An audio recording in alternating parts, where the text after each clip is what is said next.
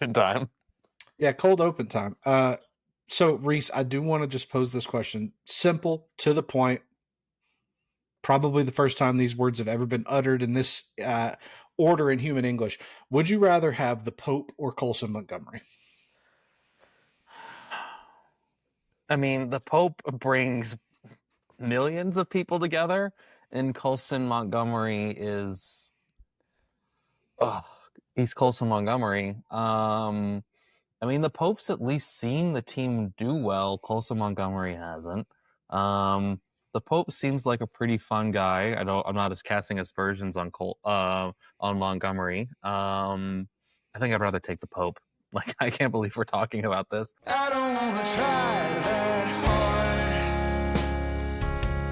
I ain't gonna show that card. People start to wonder if you live here now. And the boys in the corner are trying. Hey, everybody, and welcome back to the On Deck podcast with Prospects Live. And I am, of course, your friend, your boy, Drew Wheeler, here with my fellow co-hosts of the show. First of all, we have got the director of pro scouting, the face of baseball media, the free-range human himself, Rhys B. White. Rhys, how you doing, pal? I'm doing great. I don't think there's anyone more free range than me. I still have all my wisdom teeth. I'm trying to think, have I ever had surgery? I don't think so. You are setting a terrible precedent for yourself right now by projecting this. I still have my appendix. I still have my tonsils. Yeah, the only injury I've ever had is I had a Liz Frank injury, and that is not a fun injury. If anybody's ever had fractured all the bones in the top of their foot, that was not a fun recovery. Doing pretty well as far as my free range status goes. You can sell me for more money and put the free range label on me. We plan to do it. Speaking of a man that knows much about injuries, this is a bizarre twist. But if you haven't read it, on his Substack, Nate Rasmussen here with us. Nate, you wrote something very, very beautiful and poignant recently about your baseball career. I don't know that we've shouted it out on the show. Needed to do that for sure. You guys, please read that. One of the best things I've read in the last month, without question. Nate, you know a lot about injuries, and how are you, sir? I am less whole than Rhys. You could not sell me for as much money as the face of baseball media, but I'm here. I'm here. I have most parts of my body intact, and I'm having a good time. I'm so glad that you're back, Drew, and the trio has returned. So glad that I'm back. It's funny you say that because, you know, I have a little bit of hurt feelings, Nate. I have some hurt feelings. Just a couple hours before recording this episode, 1:37 p.m. on Tuesday, May 20th, Nate Rasmussen tweeted on the Twitter machine, "My favorite episode of On Deck ever."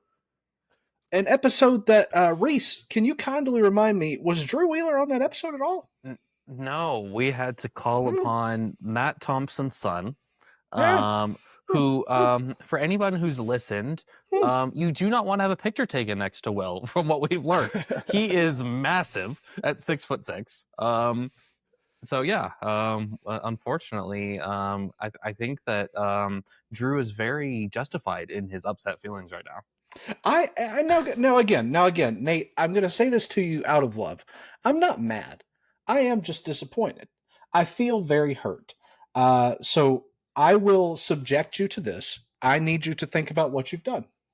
That for this episode, I need you to think about what you've done. But I do have another point that we're going to twist off of this, because I did see in the staff chat you guys talking that Will is 6'6". Clearly, he is the lead for the P-Live basketball team. I haven't listened to the show yet. I'm curious, have you guys told how tall you are? Nate, I know you were a former college athlete. You've got to be tall. I'm just 6 foot flat. I'm not the 5'11" lying about 6 foot. I'm just a normal 6 foot, and I'm a wiry 6 foot too. So I'm not your typical athletic build. I'm built for speed. Okay, Rhys, your height, sir. I'm 6 foot as well. Okay. 5'11" on a bad day, depending on how the back's acting up, depending on, it depends on how it's going. Don't ever try and do a backflip into a pool Okay. When you've never done a backflip before, so that can mess up your back. Yeah. So yeah, that messes up your back a little bit. But yeah, I'm around the same height as Nate. I do just want to throw this out here. I've been told that I'm deceptively tall.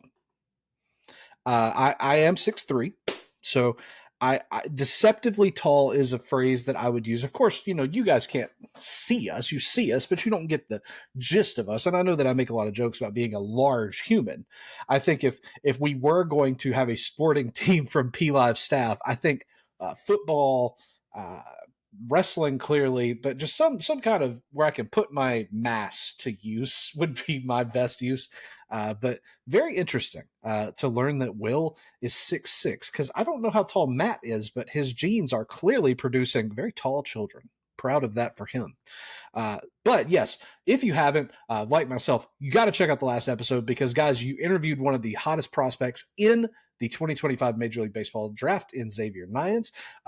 You had a very cool interview as well with Will, where Will and you guys talked about prospects. There's all kinds of conversation there. I think it's 10 prospects deep, as well as some more discussion about the top 100 list. So you guys have got to check that out if you haven't. After this episode, of course, if you haven't, got to check it out because we got a loaded episode here as well. Rhys, tell them what we got on tap today.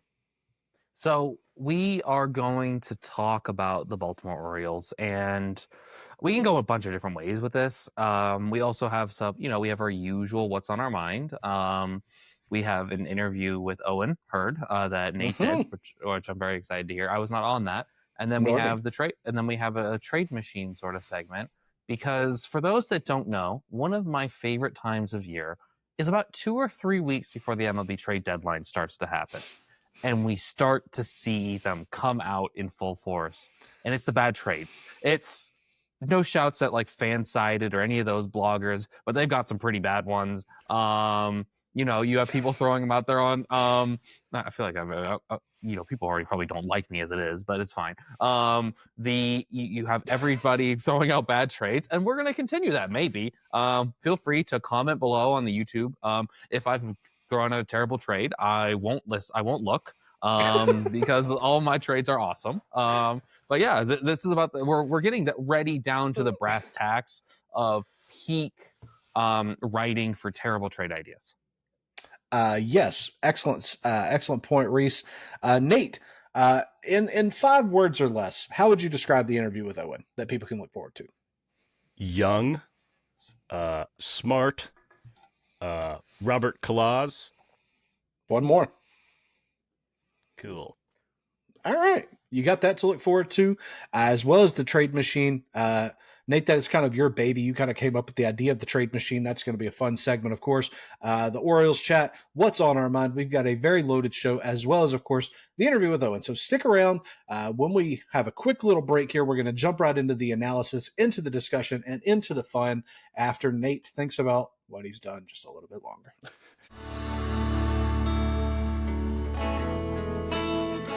Hola mi amor, te marcaba para ver cómo estás, para escuchar tu voz.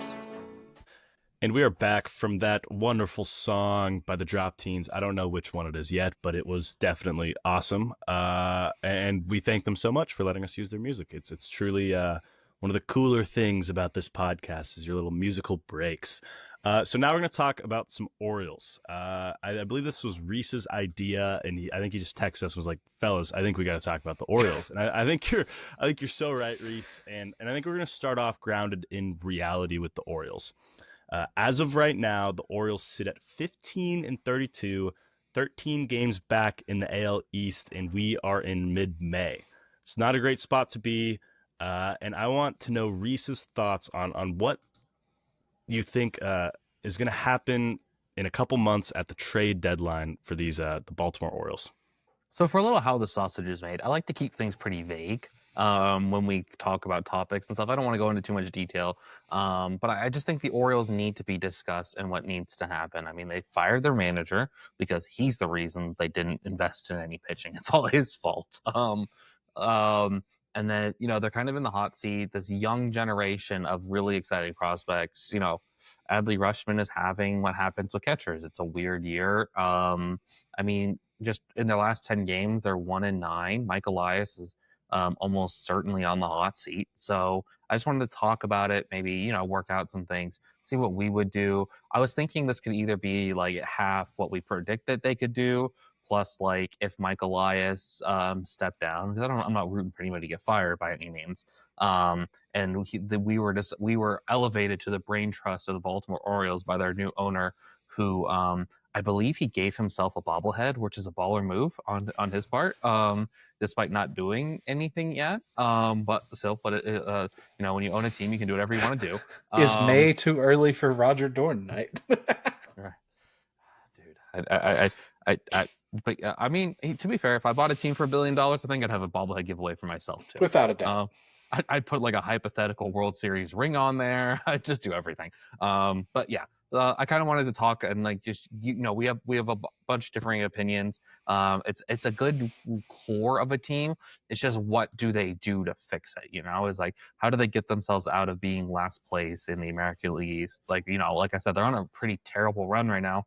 They're 1-9. They've lost to pretty much everybody, and they've looked relatively uncompetitive despite having one of the best young cores in all of baseball. Yeah, so Drew, they're quickly taking themselves out of the playoff race already in May. So if we're talking reality here, are they sellers at this year's trade deadline? I don't know, and I think I would fit right in with the Orioles at this point because I can't really say for sure. It's a shame because, as Rhys alluded to, this is such a good young core. You don't want to blow it up. You can't blow it up. But at the same time, there has to be changes made. There has to be some kind of accountability held here because last place in the AL East is not at all where we projected any self-respecting baseball journalist projected the Orioles to be at this point in the season. Realistically speaking, we look at their team, we look at guys, and I'm hardly somebody that says batting average on balls in play is some sort of magic indicator of luck or of fortune or of what's going to come around. It's not some cure-all drug, but I do think that we are seeing a vast difference between that BABIP and again what guys are doing in terms of getting on base. Adley Rutschman, as you alluded to, terrifyingly tragic. Tyler O'Neill in the same boat. It has hardly been a season to remember for Gunnar Henderson, although he is turning it around recently. And bizarrely, I feel like the contribution, the real contributors to this team have been kind of bizarre. It's been the Ryan O'Hearns of the world. It's been the Cedric Mullins of the world. And no disrespect to either of those dudes. They're perfectly cromulent major leaguers. It's just,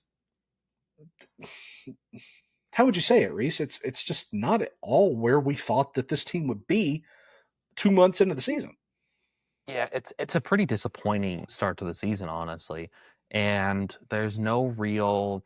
Their biggest issue is obviously their pitching, right? They can't win. Yeah. They're a team that's designed. They have to win games 5-4, but when their starters are giving up 8, 9, Kyle Gibson got DFA'd after giving up a bunch of home runs. So it's like I said, the offense isn't providing anything either. It's just a weird overall season, and I think it's one that I don't know, man. I think it's like a weird thing to have to fix. Do they keep Elias? Do they not keep Elias? Do they invest more in the free agency? Because like as I'm looking right now, there's some good free agents, but how many of them are pitchers is like a real like. There's not a lot of quality pitching. There's not the ace that this staff needs. There's not the number 2 starter that the staff needs. There's a lot of, unless Chris Sale becomes available, then he's the ace that everybody sort of needs, but he's also 36 years old. So it's kind of a weird It's kind of a weird, I don't know how this team gets any better without making some pretty massive changes. Yeah, and it's not necessarily the Baltimore Orioles of a couple of years ago where they had the farm just loaded and we were waiting. And now we're in the time where the farm is up. Everyone's up, except for Basayo at this point, all the super notable guys. And it almost feels, in my opinion, like we're working with 2 different timelines, and maybe not necessarily with age, but 2 different potential timelines. We have the group of young guys, the Jackson Holidays. I'd classify Rutschman as a young potential guy. He's still got 10 years left for sure. Gunnar Henderson, Heston Kjerstad, those kind of guys, Jordan Westbrook. There's a bunch of them, and they're all on the hitting side of the ball. And then they have another half of their roster with all of their pitchers essentially, and half their bats that are just not the highest potential players, and they're all getting pretty old, and some of them are on expiring contracts and such. So I think it'll be interesting to see how they maneuver this trade deadline, because they have the pieces to be a playoff team, especially on the hitting side. But do they have the tradable assets to recreate a playoff caliber pitching staff? I'm not so sure that they do in just one year. So that kind of brings us to next off season. And maybe it's time that we put on our GM hats here, Rhys. Is what would you do if you were the general manager of the Baltimore Orioles over the next year? So the big thing with them is you have to kind of hope that some of these pitchers enter the market, right? Like Seth Lugo. And again, we're still talking about really old pitchers because they don't really need to invest in the hitting side. Their hitting is good. They just need to figure out, Kobe Mayo needs consistent playing time. I'll talk about what I think they should do with Kobe Mayo at a certain point. But they need to invest in pitching. The problem is, who's the frontline pitcher that's going to be available? Chris Sale seems to be I'm just looking at Spot Track right now, and it doesn't seem like there's any like high end. There's no Corbin Burns, which honestly they might have dodged a bullet with a Corbin Burns contract if we're looking on it with what's happened now. So this is a team that needs to invest in pitching, and I think they just need to buy their way out of their pitching lulls. Yeah, Drew, do you agree with that? I do, and I think we're obviously kind of talking about pitching, and you guys are absolutely right.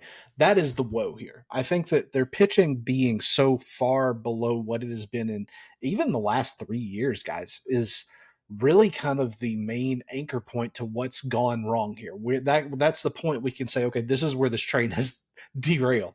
And looking at their prospects, it's not like they're devoid of pitching prospects. I mean, I think right now on the cusp of the majors, you've got guys like Chase McDermott, Brandon Young, Braxton Bragg. I mean, there's, Michael Forrett. There's dudes that you can bring in, but they're going to have growing pains. At that point, is the Kyle Gibsons and Charlie Mortons of the world really any worse or better than these rookies who you are throwing in to the fire in the AL East? It's almost going to be something where I think you're going to have to play the trade. You're going to have to play the trade roulette game for better or worse. And I know that we're going to get into that with, trades specifically in a minute later in the show, of course. But I do think that you're almost kind of forced. I think that the Orioles, by virtue of their window being accelerated, Nate, as you were saying, this is hardly the overloaded, overflowing farm system it once was. I don't know that trades are going to be as flashy, but I think that's good because this is certainly a down trade market. 100%. And you look at their tradable assets, and I kind of look at the guys in their starting lineup. Ramon Laureano, Ryan O'Hearn, Ryan Mountcastle, Ramon Urias, Cedric Mullins. None of those guys are bringing you back a top-tier pitcher, and pretty much no team that has a tradable top-tier pitcher wants those kinds of guys. So you're kind of in this weird spot where I wonder if they trade those guys for prospects to contending teams that might need a bat, trying to rebuild the farm a little bit, and then kind of analyze the trade market come the off-season. But I think it also boils down to probably getting one or two of Dylan Cease, Zach Gallen, Framber Valdez, and Seth Lugo. I think those are kind of your guys, and maybe Jack Flaherty if he opts out, or Chris Sale or whatnot. But you kind of need two of those guys to even have a shot at rebuilding this pitching staff in a year to match the timeline. Because I think next year I think the bats are going to be really good next year. I think we're seeing flashes this year, but guys like Jackson Holliday are finally showing that they can be superstar level players. Jordan Westberg. And I think next year they are ready to contend once again. So I think we kind of need to play the quick retool game rather than the full rebuild or the keep it going game. Are there any starting pitchers you would look at, Rhys, as far as a trade for the Baltimore Orioles? I think that they need to prioritize youngish with some level of team control still left. And I know he's been really, really bad, like one of the worst pitchers in baseball. but maybe they just need to take the Sandy Alcantara chance. I think that is the big opportunity for them. It is an organization. The organizational needs for these two teams, the Marlins and the Orioles, match up very well. The Orioles have pitching or hitting prospects to spare. Kobe Mayo, Heston Kjerstad. I mean, if they really wanted to get crazy, Samuel Basayo, or they can funge around the corners, right? Dylan Beavers, Judd Fabian, those all would technically slide, or they would all slide into the Marlins roster and play mostly every day, because I don't know if you guys have looked at this Marlins roster. It is not good. I made a prediction early on in this offseason that the Marlins would be the worst team we've ever seen. I should have looked more towards a different team that wears different colors, than the standard red, white, and blue that Major League Baseball tends to like in the Rockies. But I mean, this is a team that Matt Mervis, he just doesn't have it. Like, at this point, we've seen enough Matt Mervis in our lives to know it's not going to happen. That's not really against. Well, it is technically against Matt Mervis. He's the one who's not hitting well enough. Eric Wegeman is playing left field for this team. He is not a major leaguer, a consistent major leaguer. Javier Sonoja is someone who I think they should still give a little bit more runway. I think there's something there. But their bench is Nick Fortes, Graham Pauley, Ronnie Simon, and Derek Hill. So this is a team that has some opportunities for these young Orioles hitting prospects, or technically not prospects, some of them have graduated, like Kjerstad, to finally prove that there's something. I mean, they can go off and join. Maybe they're still best friends with Connor Norby and Kyle Stowers, so they can kind of be the B squad for the Orioles over in Miami, which honestly, not a bad place to be a B squad at in Miami, Florida.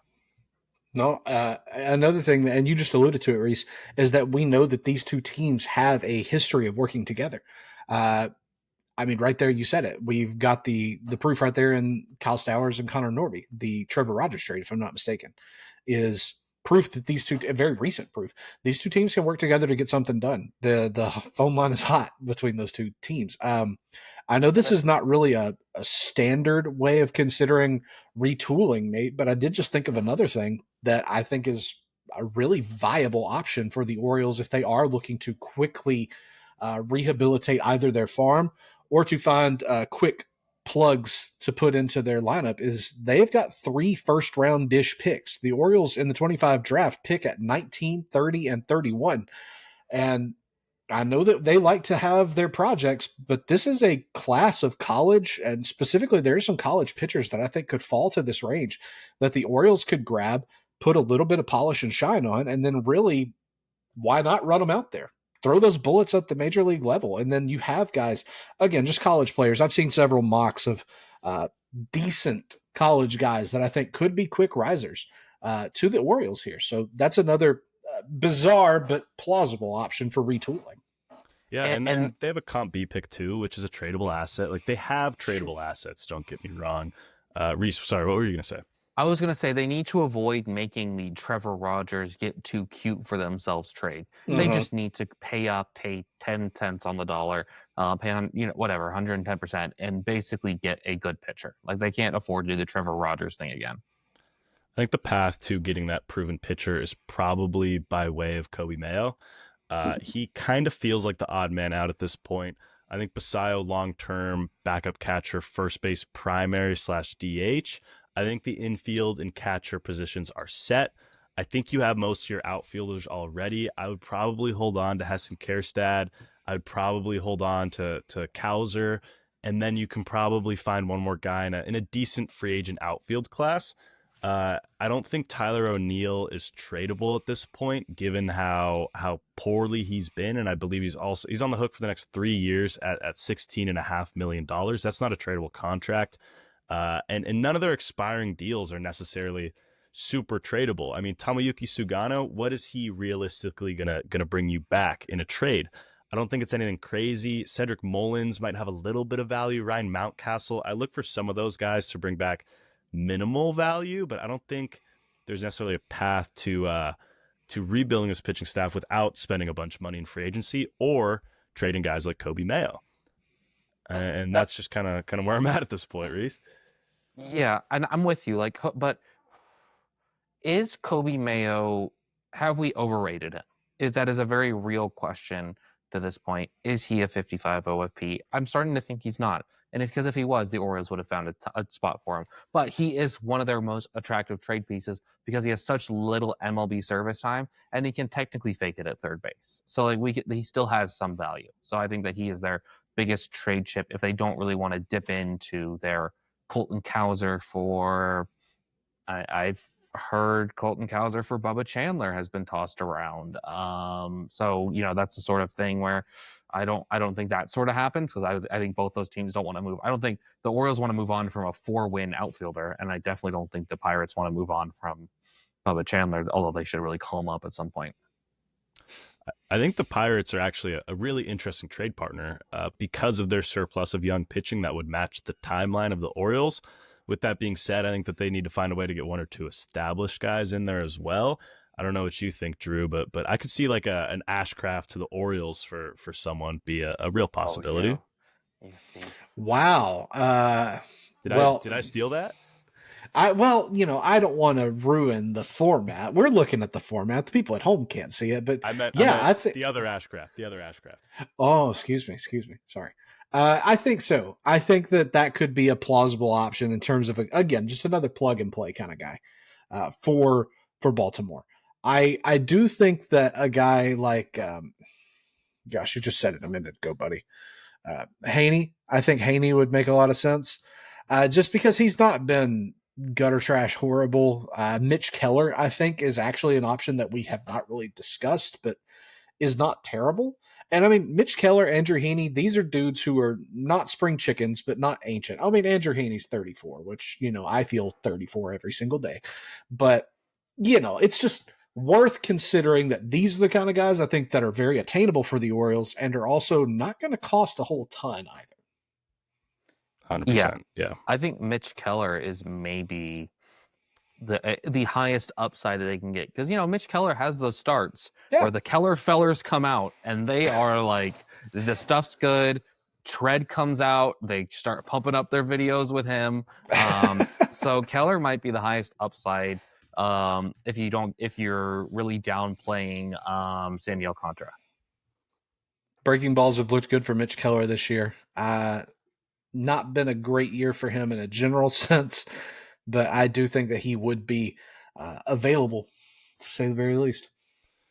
Yeah, and I do want to make it clear, I was talking about Braxton Ashcraft, the prospect of the Pirates. I look at the Orioles with their 3 kind of main outfield prospects, in Enrique Bradfield, Vance Honeycutt, and Dylan Beavers. I really like Steven Martinez in their system too.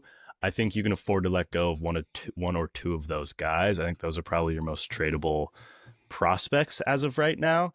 But even then, I'm trying to figure out how to make a package for someone any bigger than a Sandy Alcantara, and I have a hard time doing that, especially with the lack of pitching available. Like, is Emerson Hancock available at the deadline? Is that really a business you want to get into? I don't think that raises the ceiling of what they're currently throwing out there. So this is a harder exercise than I was expecting. Do you have any more thoughts here on the Orioles, guys? How much more valuable to the Orioles is Emerson Hancock than Chase McDermott, than Brandon Young? I think that is an interesting question that only really the Orioles can answer. I think we all have our own biases that would dictate that answer. But even just then, Nate, you were saying about the outfielders, the 3 top prospect outfielders, right? Yeah. 2 guys you didn't mention that are kind of outfield adjacent. And what I'm getting at here is just that I think that even though we said the Orioles cupboard is not as overflowing as it once was, Austin Overn, Ethan Anderson, two guys drafted just last year, credible outfield prospects that could be very good. I think that this is a deeper than it's given credit for Orioles system that suffers from being nowhere near as fully stocked as it once was. But long story short, I do think the Orioles have to make a move of some kind. And the most interesting thing to me, fellas, is going to be when they make the move, because I think either they're going to be first at the table to deal and make a move and make a fix happen, or they're going to be one of the last to the table and they're going to be left holding the same pieces they are right now. 100%. So, Rhys, if you were to summarize what you want the Orioles to do in the next 10 months, what are kind of your steps towards success heading into 2026? I want to clear out some of that prospect capital that they have. I want them to make a trade for a pitcher, Alcantara, Keller, honestly, I think you need to come away with one. I don't know if they could come away with both without giving up Basayo. So I'd imagine that they can't. But if they could come away with both, fantastic trade deadline. I mean, they're not technically out of the AL East. I mean, they're only 13 games back, so not a big deal. I'm just kidding. But they have a chance to claw their way back into somewhat competitive baseball if they do start to make these moves. And I think they need to pull the plug. I think they need to make the trades that Mike Elias has been not willing to make. I was trying to think of a nicer way to put it than refusing to make. And I think that Mitch Keller is sort of that. I think that they need to hope that Tyler O'Neill hits well enough that he opts out of his contract, because they can't really be stuck with that contract because they are a draft and develop team that does not like to spend a lot of money, which makes that contract a little bit weird in the first place, especially when you consider they had Kierstead, they had Kobe Mayo who could go play left field if they really needed to. Basayo probably ends up out there at some point. So it was just a weird move, and they just kind of need to make the necessary moves to get that pitching that they so desperately need. They haven't been able to develop in the draft because they've been so focused on drafting hitters. Yeah, Drew, any closing thoughts on the Orioles? No, I agree with Rhys's 10-month outlook. I feel like Rhys's key point, the key point that I took from what Rhys said just then is that they have to clear out prospect capital. And I think that it works hand in hand with my key point to walk away with is that they need to be one of the first at the table. They have to be one of the first at the table to say, here's what I need. Here's what I have. Give me what you can. Let's talk. Because I think that those two things work in very, very well in unison together. Nate, I'm curious, what's your major takeaway? If you had to issue kind of, again, that one tenet to the Orioles for future success in the next 10 months, what would it be? Yeah, I think retool, not rebuild, and also don't remain stagnant. I think the biggest takeaway from all of this is that they have to do something, and they have to do a lot of something. While that something could come in many different forms, in different trades and signings and such, they have to be active, and they just have to shake things up. I think that's kind of my big key to these Orioles, because they have the pieces to be really good, and they have enough tradable assets to where they could make something work, but they have to be aggressive, and they got to get kind of weird with it. If only they could take that getting weird with it from us, then, boy, they'd really have something. Yeah, my DMs are open, Baltimore, if you need someone.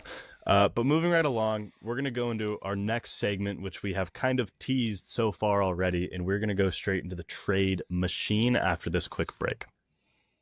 Here she comes, walking in walls, talking in tongues. Got the boys. Hey, everybody, and welcome back to the show. It is time. We have teased it. We have talked about it. We have gotten you ready, and it is time for the trade machine segment of the show. Nate, being as the trade machine is your baby, I would love it if you could kind of walk us through what your idea was for the trade machine and how you'd like to see it go. Yeah, I think we all took a similar route of mostly rooted in reality with maybe a fun one mixed in, at least in my case. Paul Skeen's coming soon. So we're not going to draft this one like me and Rhys did 3 drafts the other day. I think we're just gonna talk out our ideas. I think then probably some response / would you accept that deal? Which side hangs up the phone first from the other 2 guys is probably a good place to start. Okay, awesome. Nate, do you have any way of randomizing which of us goes first? Rhys. All right, perfect. Rhys, go ahead. Okay. Do we want to start off with some more fun? Actually, none of mine are really that fun. Like I kept it pretty. I kept it pretty vanilla. The missionary of trade machine option, some might say. Okay. An effective machine. An effective, yeah, exactly. It gets the job done. Nate Lowe to the Boston Red Sox. So I feel like you cannot legally have a podcast about baseball in the year of our Lord 2025 without talking about the Red Sox and tangentially Rafael Devers and the first base, third base DH situation. And Nate Lowe fixes this problem pretty easily because, he goes by Nathaniel Lowe. My apologies, Nathaniel. Nathaniel Lowe is currently a 95 WRC plus hitter, which would be a massive upgrade over Sogard and Abraham Toro. He's hitting 221, 299, and 398. not great, although very close to league average because hitting a baseball is very hard, some might say. But he has 8 home runs, and he provides just about league average production. And I don't really think this would cost the Boston Red Sox hardly anything. I didn't really come up. I didn't know if we were coming up with down to the nitty gritty, but I'm thinking here, let me pull up our beautiful. Let me pull up to my drive because I rank prospects sometimes. I'm thinking as far as the Boston Red Sox go, I'm thinking you don't have to give up anything more than a 40-ish sort of prospect. Maybe you give up I don't even think you have to give up Conrad Carson. Maybe a Yofran Garcia, brother of Just Dixon, the password, and maybe a Mikey Romero, Nathan Hickey type. I don't think that's the sort of bucket of prospect that we're talking about. The Red Sox aren't going to be giving up a lot. I don't think that the what's it called? I don't think that the Nationals should be expecting a lot. Maybe Luis Guajara, who I think should be getting more love. I'm talking to someone who writes about relievers. Maybe Luis Guerrero could definitely break into this Red Sox, into the Nats bullpen, because I really like Luis Guerrero. So maybe that's the trade. I think Luis Guerrero would be an instant impact reliever in a notably weak hierarchy of the Nationals. But I'm going to let Drew take it away. Their bullpen's so bad. No, Nate, I actually am with you, buddy. And I think that you and I, being the relief pitching geeks that we are, I think we are right in the wheelhouse for this. So unfortunately for the Rangers, I'm going to smash accept here. I think that's a good trade. I think that, again, like you said, this is an arm that kind of instantly slots into that hierarchy in a really nice place going forward. I would be curious, Rhys, if maybe the Rangers could get 2 of those players you've just discussed. Yeah, I think that they definitely could. I think the Nationals could expect to get something pretty nice from getting 2 pieces, because the Nationals didn't really give up a lot to get him from the Rangers, so maybe they're just playing around with House money. House money, exactly. And if they can get something for him, I think the first base market is pretty down. And I think that they can kind of get 10 cents on the dollar from a team that's desperate for a first baseman. I like it. Very good. Cool. So Nate, me or you next? Should I go? Yeah, go ahead. Nate. Okay. Gentlemen, I present to you a trade. I, again, am working out of the basis of pure reality for 2 of my trades and partial reality for my third. I will present first the most realistic of my 3 trades. I have got old friends, the Colorado Rockies and the St. Louis Cardinals, connecting for what is sure to be another can't-miss excellent trade for both teams, right? Okay. So in this trade, I would propose that the Colorado Rockies will be trading Thairo Estrada and Tyler Kinley to the St. Louis Cardinals. Now, gentlemen, both of these guys are not a lot of team control. Thairo Estrada does have a 2026 mutual option. Tyler Kinley, free agent after this year, so it's not a heavy investment. But again, relief pitching and some utility infield help, things that the Cardinals could certainly need. Estrada has got that flexibility and certainly is one of those guys that I could see the Cardinals kind of unlocking something stupid for 6 months and he just becomes the hottest hitter in the world. So you may be wondering, what is it the Cardinals have to give up for this haul of major league pieces, Thairo Estrada and Tyler Kinley? Well, I have the answer to that. We're going to get back 3 prospects to Colorado, including Lucan Baker, Austin Love, and John Gazdar. I present this trade to you for your thoughts. Rhys? So if Lucan Baker's ever going to be anything, the Rockies are going to be his chance to prove it until he goes and smashes the ball in Korea. That is if they can get Lucan Baker back to add to their team, that is a great, before a question. Yes, is playing in the KBO better than playing for the Rockies? Because although Denver's beautiful, Denver's a beautiful city. What do you have against Korea? I don't have anything against Korea. Korea is beautiful. I'm just saying, it's a step down. Is it a step down going from the KBO to the Rockies is the question, or is it a step up? So I like this trade a lot. I think that Lucan Baker technically be the headliner, but I like all the other deals. I like Austin Love quite a bit. He's kind of like one of my favorite little under the radar prospects in the Cardinal system. So again, I doubled down on being very true to form here. Rhys, as you well know, pitching in cores is something I'm perversely interested in. And so Austin Love being a fastball slider guy, I think could play very well in cores. So I'm interested. The slider being Love's primary pitch, IMHO, I think that's a good one. John Gazdar being an Austin P State University guy from Tennessee, just a personal guy. I could see the Rockies finding a spot for him somewhere. It's just a contact-oriented bat, and in cores, double the contact, double the flavor, double the fun. I did put alternates. Thomas Sagazy, I think, could get a shot somewhere on that team, maybe even doing what Tyro Estrada is doing. And then Ian Bedell is another kind of fastball slider guy that I think could Ian work in Bedell. that same Austin Love zone. But I do think that the best combination is Luken Baker, Austin Love, John Gazdar. Nate, what are your thoughts? Does this pass through your judgment? Okay, I think I'm going to say yes because, Drew, I owe you one, and then I'm going to go into if I didn't owe you one category here. Okay. I would say no if I was the Cardinals, and here's why. I think that they have the infield depth because the previously mentioned Sagazy's is not even on the Major League squad right now, and they've got Nolan Gorman on the bench. And when I look at the Cardinals, I see two timelines. I see the majority of their lineup being under the age of 28, and then I see Arenado and Contreras, who are kind of the outliers in the lineup. And I know their pitching staff is a little bit older with some of their guys, but I don't think the Cardinals are in a position to buy fringe Major League starters like Tyro Estrada. I look at Estrada, who hasn't played at all this year yet, and I look at his last couple of years. I'm not super impressed that he's going to bring a whole lot more than someone like Gorman off the bench or Brendan Donovan, who's currently playing third.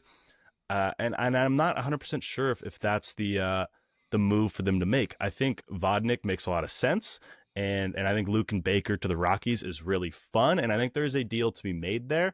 I'm not sure if Tyro Estrada is a name that I would see starting in St. Louis. And I also have notably said multiple times now that I think the Cardinals should sell on Contreras and Arenado while they still can, and maybe Sonny Gray, those types, and get a little younger and keep being fun because the lineup's really good. And I think that they could retool in a word that I've thrown around multiple times now today. I think that they're a retool away.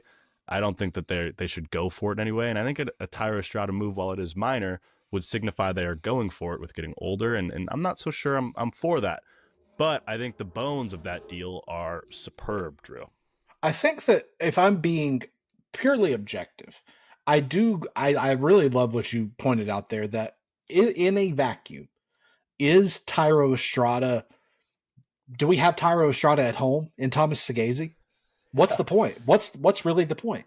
And I mean, again, if the Cardinals say that Luken Baker is Korea bound, as Rhys kind of lovingly put it there, then really why not just kind of see what you get out of him? But at the same time, you are right, and I think that also I think it sours my opinion on my own trade, because you make a very valid point. We have Tyro Estrada at home, so why bother? I think the shades of it. Anyway, Nate, let me hear one of yours, buddy. Yeah, so I'm firmly within my own reality and nobody else's when it comes to trades. Trades are my favorite thing ever. A little bit about, I want to be in future player acquisition, and I want to be a general manager in MLB because I freaking love trades so much, and I love signings and all that stuff. So this is a great time to flex my muscles, I suppose, and get shot down with some unrealistic trades. So my first one would be the Philadelphia Phillies making a win now move to go and get Luis Robert from the White Sox. I think that there's an immediate need in center field with the way Marsh has been playing in Philadelphia, and I don't think Justin Crawford is the guy necessarily there for a team that is in win now mode. So I would have the Phillies trading to the White Sox Johan Rojas, Justin Crawford, Moises Chassé, and Carson DiMartini as your lottery ticket. Crawford is the Prospect Live's 4th-ranked prospect for the Phillies. Chassé 6th, and DiMartini 16. So it's a large package, but you are not giving up any of your necessarily premier prospects. I think the guy that could bite the Phillies in the butt the most in this deal is Chassé. But I think that there is a deal to be done between those two sides. I think the White Sox should move on from Robert while they still can amidst a pretty good year. And yeah, I would love to know your guys' thoughts on that, and please be harsh. I think that this would not be a trade that the White Sox would go for, because I think that they would want to get more than. Let me see. Let's play my favorite game. Over under 60% ground ball rate for Justin Crawford. He has, where are we at? Oh, he's back over, baby. 62%. So yeah.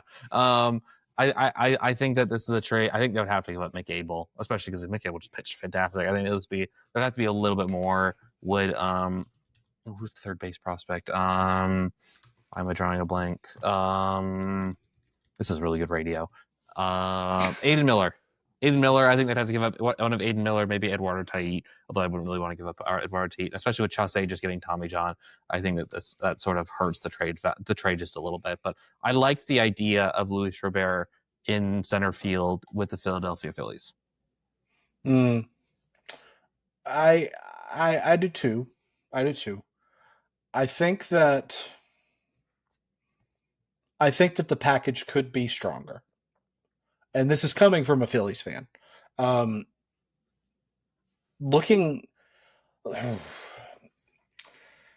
Rhys, what did you say? Miller, Tait, or I think that has to get Miller, Tait, or Abel. Thank you. Okay. I'm trying to weigh out that if what's the control for Luis Robert, Nate?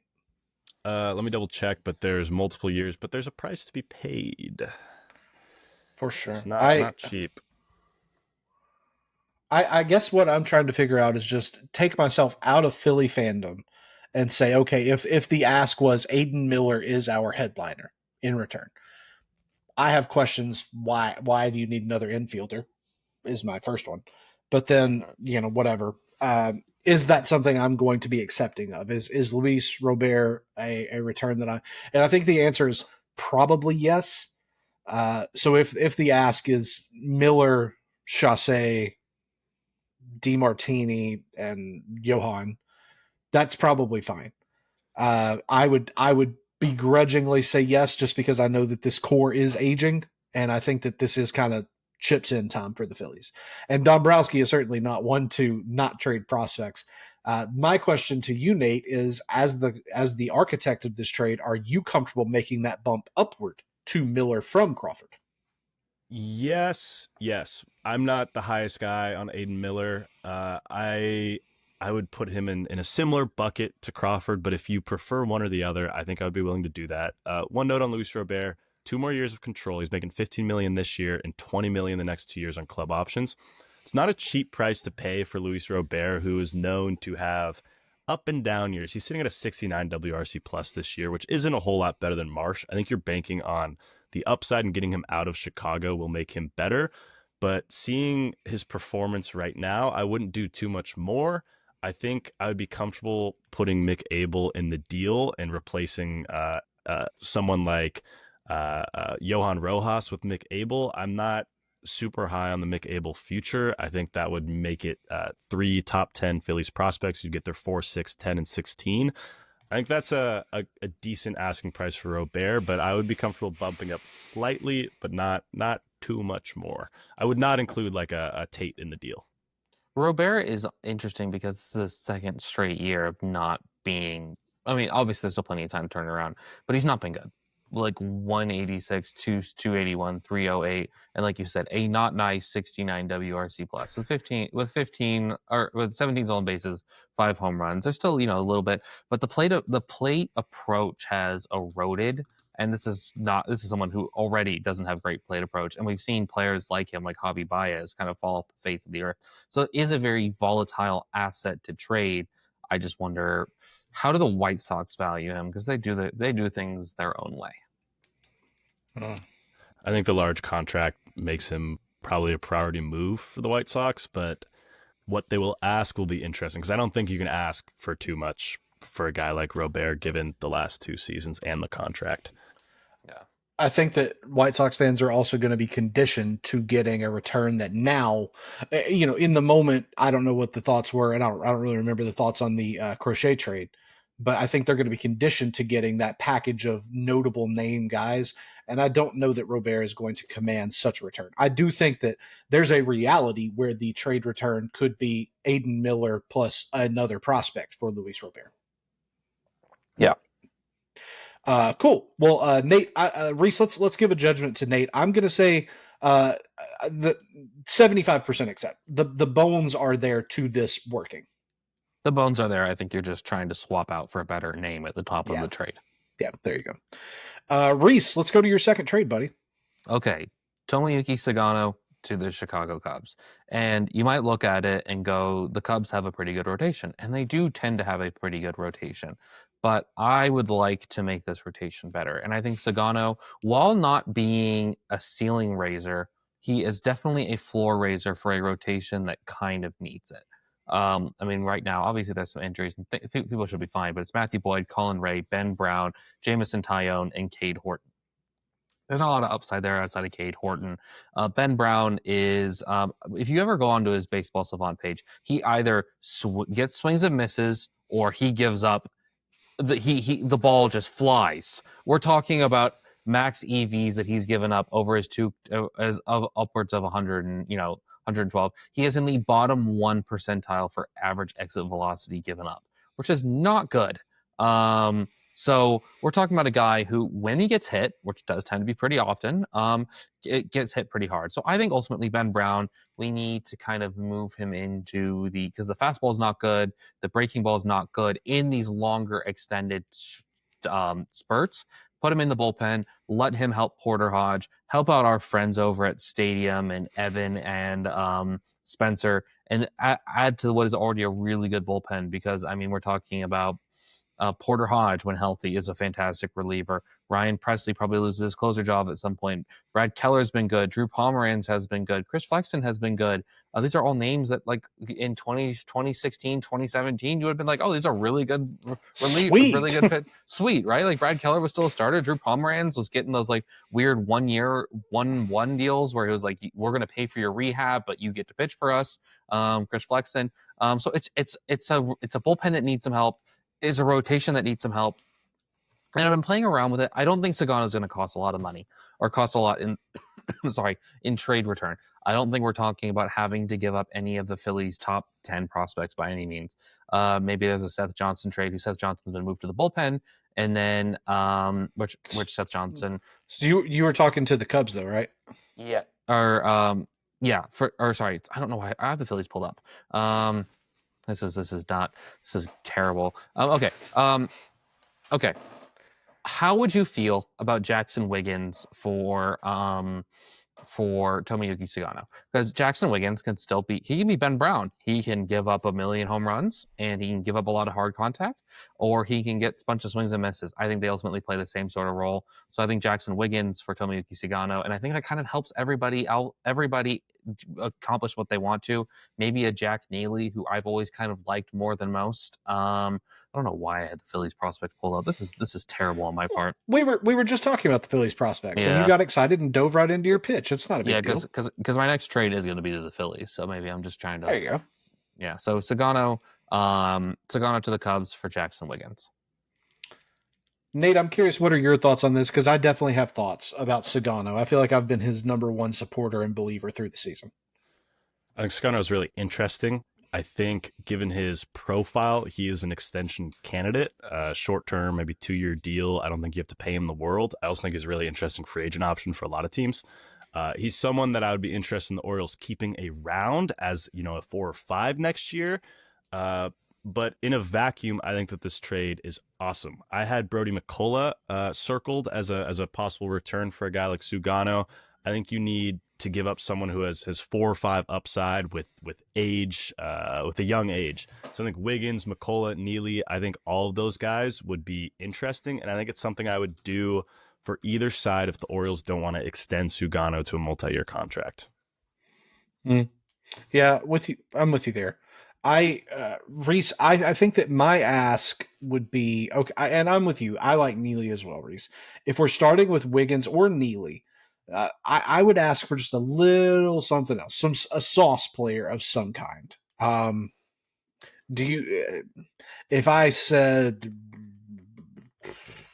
Do you think wanna the take it- Orioles could scrape anything out of the remains of Caleb Killian? I was going to say Caleb Killian. Do you think that they can revive Cole Mathis, who's been dreadful as a He professional? sure has. He has been really not good. I think I would take either of the relievers, either Wiggins or Neely with Killian. I think that's interesting enough. The Orioles have some reclamation pieces, and then they have kind of their own, Jack Neely type thing. Or I think that's interesting. I would probably accept that. Nate, what do you think with the sauce added in of the remains of Killian? Yeah, I'm all for it, 100%. Cool. All right. Rhys, any other notes on that trade? Is there any other avenues you think to that? I mean, there's no other avenues that I think that the Orioles can really add to the Cubs. The Cubs kind of need that starter. They already don't have enough spots for enough of their hitters. I mean, I would love to see the Cubs make a big swing, but who's available for them to trade their prospects for, right? Like, I mean, if they wanted to be in the Mitch Keller business, I wouldn't want to be. I'm not a Keller feller. I think that the Cubs are in a spot where they need to make a short-term move because they need to try to convince Kyle Tucker to stay. I think that, and I'll say this on behalf of Evan and Spencer, our buddies, I think that if the Orioles are going to stick around and contend, that they and the Cubs need to be after the same guy. And we talked about it earlier. They both need to be after Sandy Alcantara. I think that's the kind of move that you make if you're the Cubs, to push in some prospect chips, to say, hey, Kyle, we are contending. Stick around. I think that's the kind of thing. Who do you give up then? Just really, I mean, we can do rapid fire on that. Who would you give up? Because I would give up basically any non-Matt Shaw, Moises Ballesteros prospect in that deal. I think that a Kevin Alcantara led package would be very nice. I think maybe Alcantara. I mean, if you really want to like swing for the fence, what about like, hey, here are two major league ready guys, Alcantara, James Triantos for Alcantara.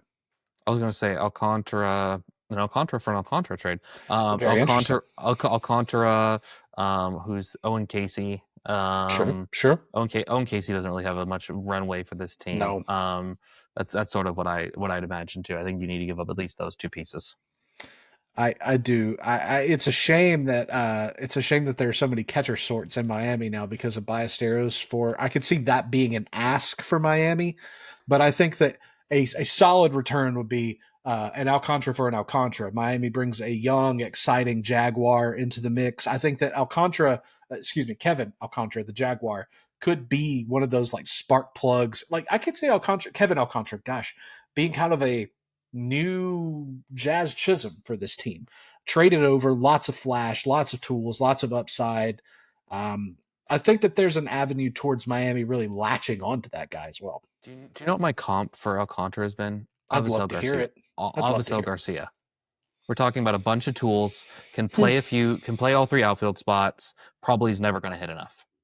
I mean, that could be the case. Could be the case. I think that there's an avenue towards that working, but with Alcantara to the Cubs, not Sagano to the Cubs. That was your trade. I think we like what we came up with there. Let me dive into a trade really quick, guys. And I think that it's super funny because Nate, you alluded to a Luis Robert trade to Philadelphia. Rhys, you said you had a batter going to Philadelphia in just a moment. Mm-hmm. What else, guys? I have a batter going to Philadelphia, an outfielder. And again, sticking in reality, what would it take to get a legendary figure to accept a trade from his longtime team? I think it's going to a team where he was treated well. And I think that it's time that the Phillies, if we need an outfielder, somebody that we can throw out there in a jam, we can get a pinch hitter, we can get a DH type. Let's bring Uncle Larry back. Let's get Andrew McCutchen back in Philly. Here's my trade. I think that we get the Pirates trading Andrew McCutchen, David Bednar, and Caleb Ferguson, all free agents after this year, to the Philadelphia Phillies. All free agents. Again, McCutchen, Bednar, Ferguson. In exchange, the Pirates will receive Brian Rincon, John Spikerman. Rhys, I pitch to you first, sir. I like that a lot because I think Rincon is.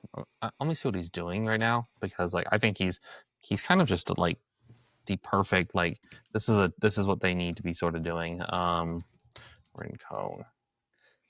Yeah, not Brian Ramirez. I want to learn how to type. Rincon's doing not great, but like ultimately it's such a short sample size. Still, we're still in the 165, average shoot 97, 278. Not a lot of power, but still some speed. I think there's a little bit there for like a 15-15 sort of middle infield type, and I think that he's could be definitely what they sort of need, especially because like you're giving up. Ooh, David Bednar has been either not good or hurt, and then McCutcheon's sort of a platoon outfielder at this point in his career. And then, of course, you have Spikerman, Rhys, which I won't sing the song. It's probably best that I don't. Yeah, I think you should, but that's fine. I don't know I don't know how much you want to, for those that don't know, Drew made a beautiful song for Spikerman. So yeah, I honestly like that a lot. I don't know what Nate thinks about this trade. Yeah, Nate, give me your thoughts on it, and I'm going to see if I can find the lyrics to the Spikerman song. I think it's a really good trade. I think the David Bednar angle's kind of fun. He's would be like their fifth best reliever, which I think is perfect for David Bednar, and I think it elevates the ceiling of a already pretty good bullpen. Now, obviously, without Jose Alvarado. I think the McCutcheon piece is interesting. I don't think it moves the needle a whole lot for the Phillies, but I think it makes them better in the short term. I wonder if they'll start putting Max Kepler in center field more if Brandon Marsh continues to struggle, which I don't love that fit.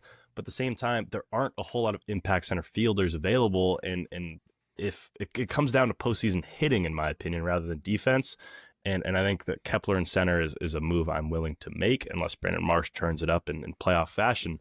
But I overall think that is a great smaller deal, and those are my favorite multiplayer smaller deals. And I think that's a really good one, and I would accept for both sides. All right. Hey, I'll take it. I'll take that all day long, guys. I'll take that high praise. Nate, let's hear your second trade, buddy. Are we just going to skip over the song? I'm joking. I can't find the lyrics. So it was to the tune of the 1960s Spider-Man song. So it's Spiker-Man does whatever a garden variety utility infielder can. I'm gonna have to see if I can find the full lyrics because I can't. We can save that for a rainy day in the maybe off-season. so. Yeah, so my next trade, continuing in my weird way, surrounds the Boston Red Sox getting a first baseman, like we've previously discussed, and the Kansas City Royals.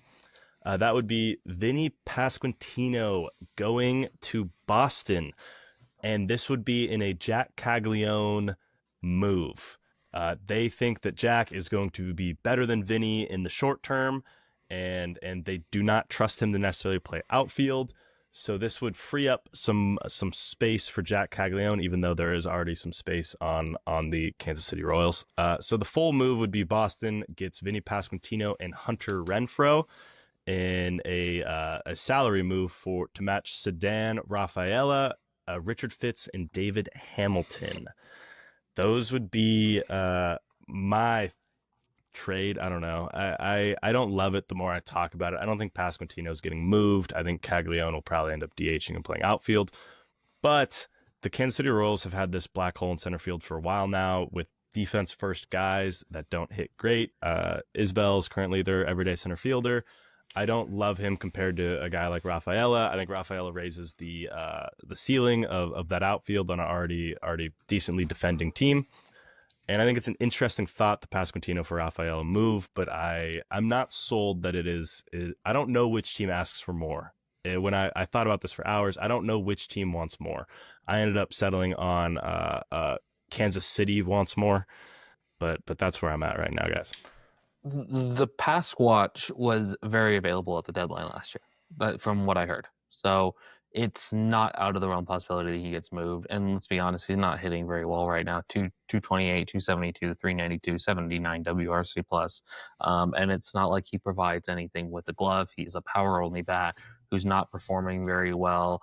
They kind of need to get Bobby Witt some serious, even if Rafaela is a one-way player and it's just elite defense, that just opens up so many things. I know that you talked about it on an episode recently, Nate. You talked about just being a pitcher, having an animal back there just to defensively just gives you so much more confidence. I feel like it changes the way in which you can feel like you can attack a batter, and Rafaela provides that. And let's not forget that also opens up a way for Roman Anthony to get called up too. So it kind of opens up everything.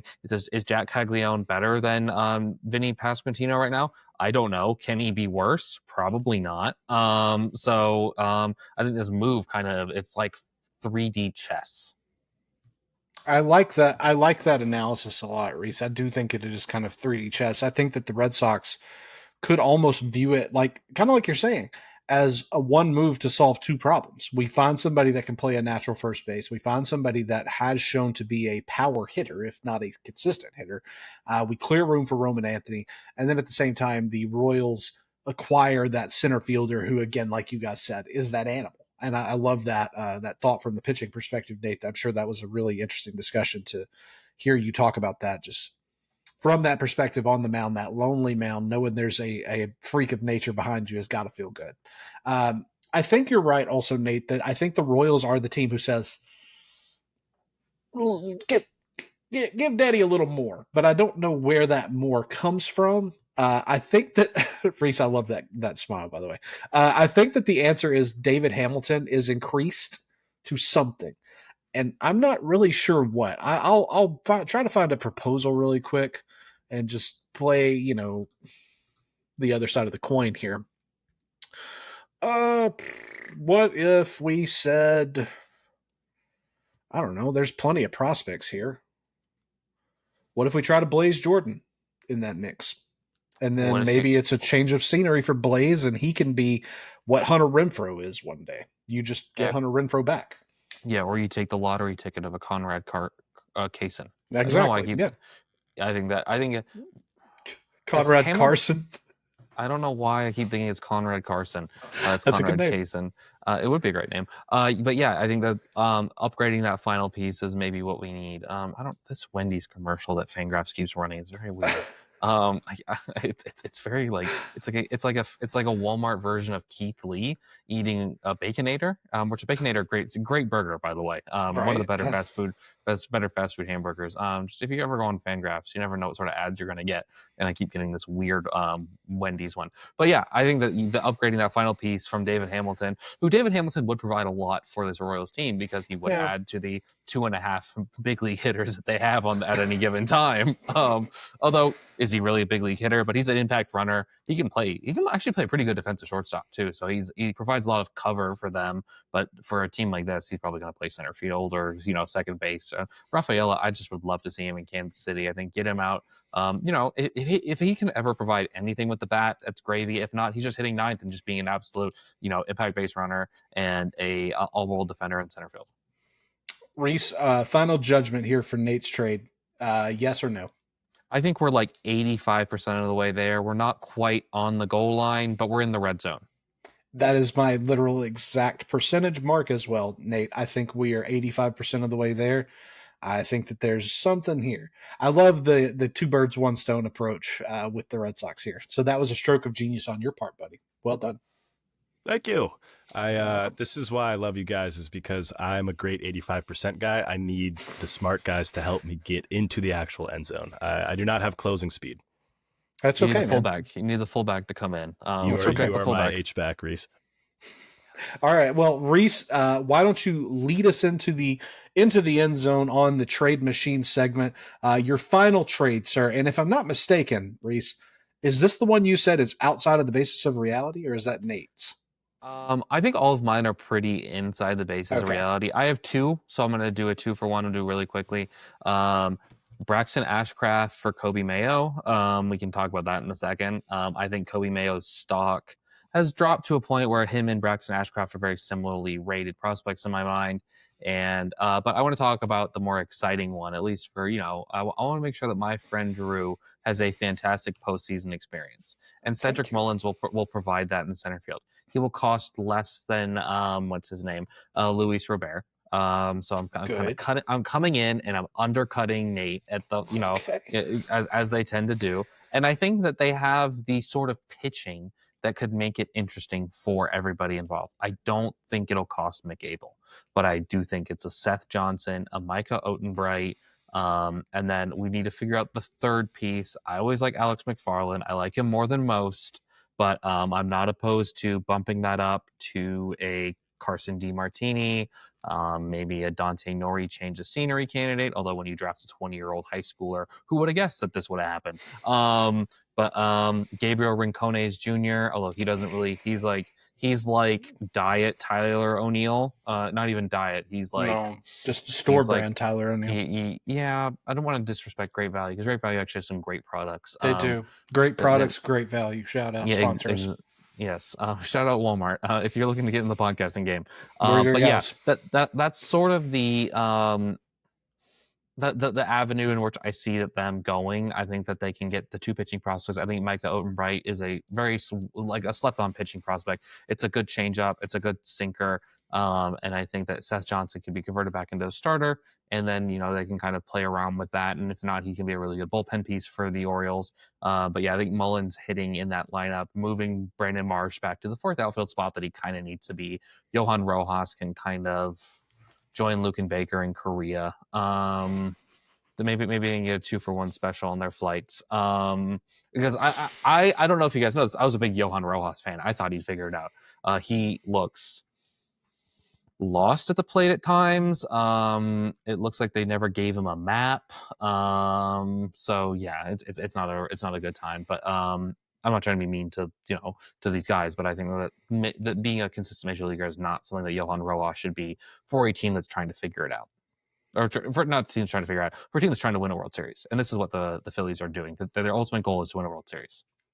Nate, I'm curious, what are your thoughts here before I jump into this one? If I'm Baltimore, I really want Mick Abel. This is a great time to, I guess, pose a general question is, have we gotten too high on Mick Abel, and is this the perfect time to sell him if you are the Phillies?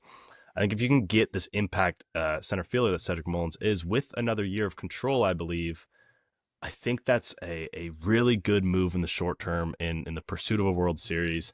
And I wonder if Mick Abel having his first really good season as a professional is the right time to sell him, especially at the All-Star break when Andrew Painter should be ready to take over that spot. Does Mick Abel really have the runway to pitch in the playoffs for Philadelphia?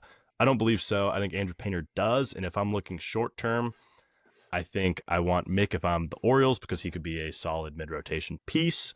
And that's kind of where I stand. I think that's aggressive. I think you could get away with giving up two lesser pieces than Mick Abel. But from the Orioles, I really want him. I don't mean to cut you off, Rhys. I'm so sorry. Oh, I also am wondering if Otto Kemp is in this deal. Otto Kemp is the direction that I thought you were going to go. Because although Otto Kemp going from the Phillies, not getting any playing time there, he would definitely not get any playing time in Baltimore. Yep. So that's the one thing. Maybe that's not the best course of action. Maybe this is a time to sell high on Mick Abel. But I do think that if they really needed him to, he could pitch out of the bullpen and be, an inning or two reliever for them in the postseason. I do too. I think I'm higher on Abel and because here's the thing. Everybody bumped Abel down. He had an awful year last season, just purely awful. Everybody bumped him down, and I'm not immune to that. But Abel has shown such promise. There's been so much clay there that the outcome was going to be credible major league middle reliever at worst. And I think that what we just saw on Sunday with him coming out and dueling Skeens with 6 innings and 9 strikeouts, I think that's kind of probably peak Mick Abel. So is it good time to sell high? Yeah. But at the same time, is Mullins the right answer? And the fact that I can't really come to a yes or no means that it's a fair trade.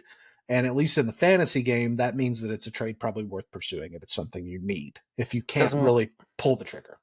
Because Mullins would hit presumably at the top of the lineup, right? And then we're talking about Mullins, Turner, Harper, Schwarber, Castellanos, JT Realmuto. Bryson Stott moves down into the bottom end of the lineup where I think that he actually kind of would thrive and lengthen that lineup. An 8-9, yeah. That'd be great. 8, maybe 7, 8, 9 sort of guy. Alec Boehm could get shot to the moon. I'm tired of watching him. I don't think there's a player I dislike more than Alec Boehm's. You'd make a great Phillies fan, Rhys. I really would. I love Bryce Harper. I want to see him win a World Series so bad. Me too. So does I'm a big Dave Dombrowski guy. I grew up with Dave Dombrowski being the general manager for the Tigers. So I I have nothing. The big thing is that he's never been able to build a bullpen with Detroit, but I think that he has built a really good bullpen right now. Outside of the 80-game suspension, but ultimately we could see that bullpen get a lot better with Mick Abel and Adrian Painter. Correct. Remind me at some point in a future episode that what's on my mind is being pissed about the Jose Alvarado suspension, by the way, boys. One of you remind me about that at some point. I do have a question, Nate, that I want to propose to you since we're judging Rhys's trade here. His initial proposal was Ottenbright and Seth Johnson. Rhys, is that correct? Yeah. Nate, what's the odds that the Orioles would accept Seth Johnson back into the fold? Because the Phillies received Johnson from the Orioles. I don't think there's much track record for that, but I don't think it's impossible. I think it definitely makes it more unlikely. I didn't even think about that, man. I think it makes totally it more forgot about that. Yeah, totally did not know that. I think it makes it less likely. I think that's an interesting combo. I think it's probably enough to get the deal done, but did they already tell us what they thought of Seth Johnson? Something I've been workshopping in my head is what if Baltimore throws in Keegan Aiken or Gregory Soto to add another lefty into the pen. Drew does not want that at all. No, Aiken maybe. No more Gregory Soto in Philly. We tried that once. Once. So Aiken and Mullins maybe I really want to make Mick Abel a Baltimore Oriole because that is now a fun combination in my eyes. I would be moderately more accepting if there was now I'm trying to look into the depths of the Baltimore system and see if the Phillies can pluck some secret prospect value that I love to make myself feel better. I think that Abel for Robert is probably fair, but I hate that it's fair. These are two teams that have traded with each other in back-to-back trade deadlines. Yes. They seem like they are very familiar with one another. Maybe okay. So here's a question: Seth Johnson has been with 3 organizations. Okay. The Rays, the Orioles, and the Phillies. If he gets traded back to the Orioles, do you count that as a 4th organization, or do you count that as because it'd just be crazy for someone who has such a live arm like him to be that? But maybe, Mick Abel has to be in this deal. I'm rethinking it now.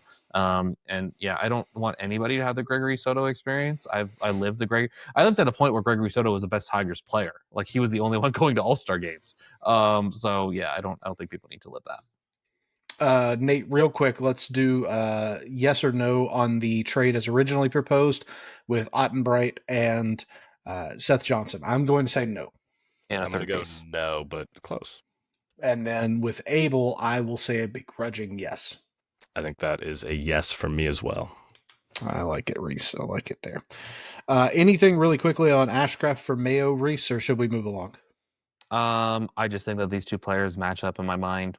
Ashcraft has a career save, by the way. For some reason, they just gave him a save. Although that's going to come back and hurt them when he goes to ARB because he's going to be able to say, "I have a save," because that's how the arbitration process works. Because the Pirates don't know what they're doing sometimes. But yeah, this is something that I want. I that's a trade that I've been talking about on the Daily Sheet, and I want to make it happen. There you go. Check out the Daily Sheet if you're not. Okay, guys. So like I said, in the basis of reality, I feel like I've come to the table with my previous 2 offers very cordially, very calmly, very politely. I'm going to do the opposite with this one. So I'm asking the 2 of you to don the hat of one AJ Preller. And as the Pittsburgh Pirates, I'm going to walk in. I'm going to slam my hand on the table and say, Brian Reynolds for Ethan Salas.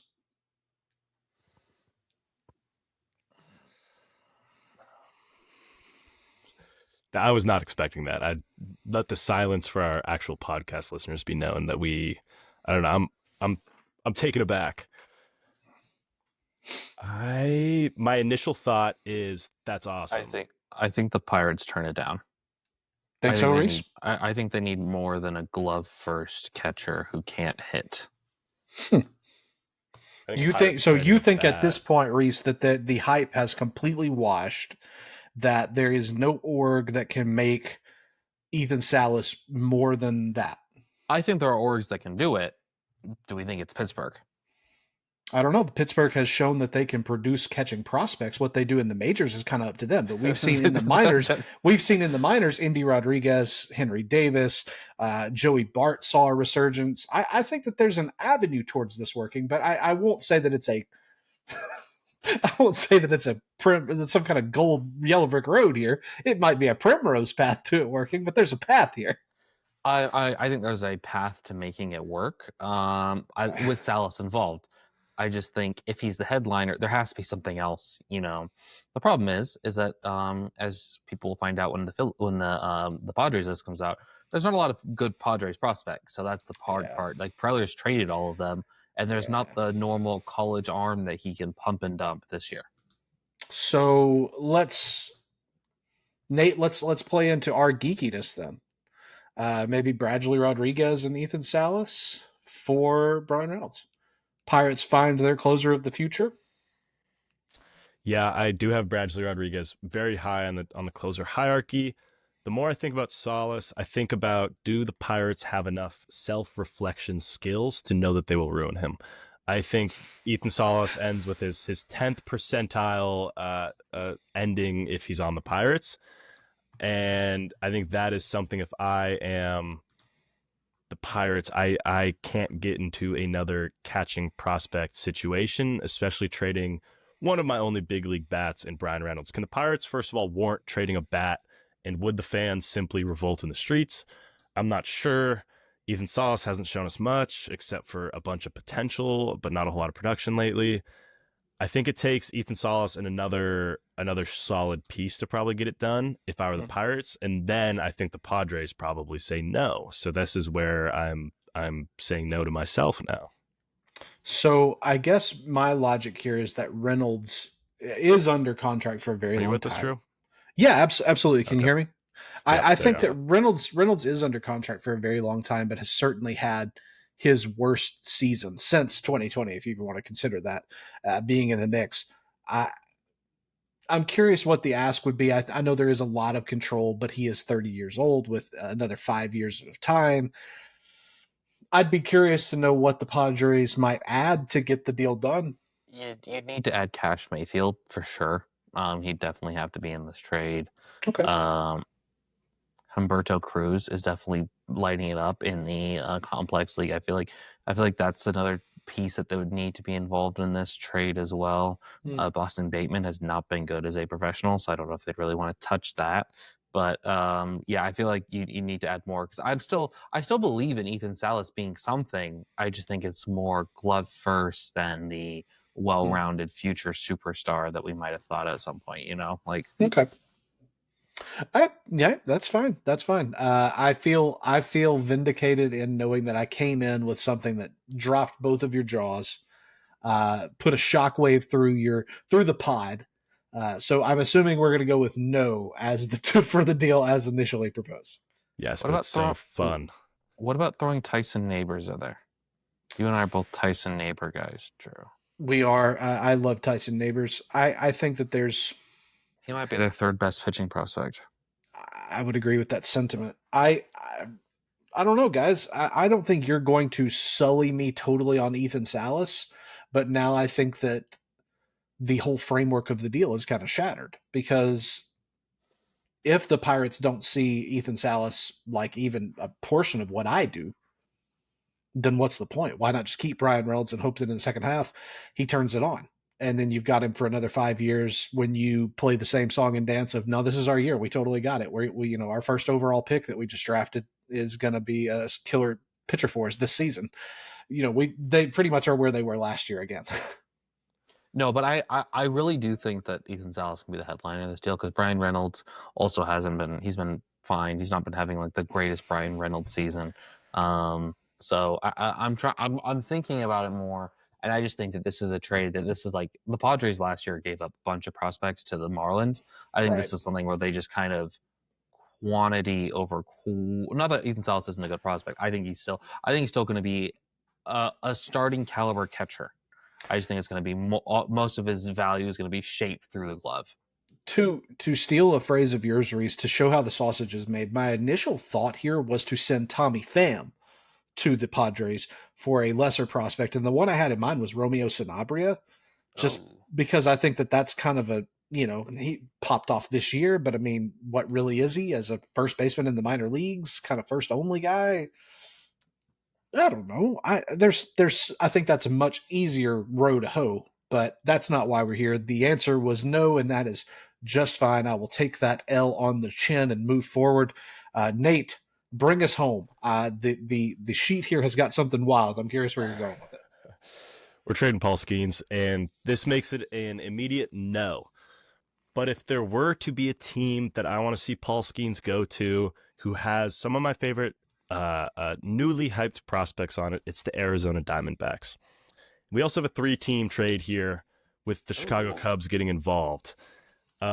This is horrible, and this was very okay. I'm going to stop trying to save myself. I'm going to wear this one. Pittsburgh receives Jordan Lawler, Brandon Pfaadt, Jake McCarthy, Ryan Waldschmidt, Demetrio Crisantes, Moises Ballesteros, and Drew Jones. Arizona receives Paul Skeens. The Chicago Cubs receive Justin Martinez. So it would be a Martinez for Ballesteros swap, and then 6 names for Skeens, that being Lawler, Pfaadt, McCarthy, Waldschmidt, Crisantes, and Drew Jones. I don't think there's a headlining piece in that deal to get it done. I don't think Lawler's as good as most other teams' number 1 prospects, but you are getting a whole lot back in a Juan Soto-esque deal. You're getting what we call Brandon Pfaadt in the past episode? The most average pitcher in the most average pitcher in all of baseball. But going to Pittsburgh. And everyone else is a hitting prospect. I'd have to say no, because I feel like if you're going to trade Paul Skeens, the single most valuable, I hate using this term, but I'm talking about humans, asset in baseball. You have a legitimate ace on a team, that hasn't even hit arbitration yet. I feel like it has to be something where it's like you cannot even like for a second think about it. It has to be something that you're like socks are blown off and then all your clothes are blown off. Basically, it's something that you have to be totally like the sex appeal of the offer has to be outstanding. And I just don't know if there's any team that has the pieces to make the trade work. Because Paul Skeens, if he doesn't get hurt, what can he provide in the next 4 years? Could we provide like, I don't know, man. The ceiling's pretty high with him. I think I'm gonna also not critique. I don't know that the Cubs. I'm not saying you are, Rhys. I didn't mean that. I mean I don't want to poo-poo on Nate's deal here. Yeah, no, you should. I don't want to be mean, but I wonder if the Cubs would pull the trigger on Ballesteros for Martinez. I'm not sure that value is equivalent. I think that there's what if that's James Triantos for Martinez? I think that's a realistic-ish. Owen Casey, I think that's realistic-ish. Ballesteros, I don't know. I mean, it's a lot of names, a lot of good names there. I think that as I'm learning for a project that you might have seen by now, by the time this is released, trading for Paul Skeens is tricky business. And I like that you've taken the swing. Even just thinking about it, I can't think of a team that needs Skeens and could flip something for him that would even be close. I mean, you almost have to. I don't know. I mean, do the Brewers hang up the phone or the Pirates and Brewers? I mean, is that some weird inter-division trade where it's Churio for Skeens? Is Churio, Made, so like yeah. I mean that I could see them being like. You'd have to have a meeting. Yeah, there's a meeting, but this I think has a meeting, but I think that it's more just a listen. And maybe the secret here, Nate, is that the Cubs are the wrong third party, and I don't know who the correct one would be that could bring anything else in for a Justin Martinez sort. It's tricky business with Paul Skeens. Can I say something? If I ran a team, I would want to be the third party in every trade. You always just get something Come to just for showing up, right? I mean, the Brewers got one of the best young catchers in baseball in William Contreras just for showing up to the party. I'd always want to be involved, and what they give up is Story Ruiz. I'd always want to be. I'd be calling teams like, "Hey, are you guys working on a trade? Do you guys need a third?" And that is going to do it for the trade machine portion of the show. So you guys stay out of the chair, stay right there on the couch, in your car seat, wherever you are at, because the show's going to be right back after we listen to a little Drop Teens, and then we're going to tell you what else is going on in the show. I believe we're about to hear from the one and only Mr. Owen Hurd, are we not? Yes, right now. Owen. Throw it to you, buddy.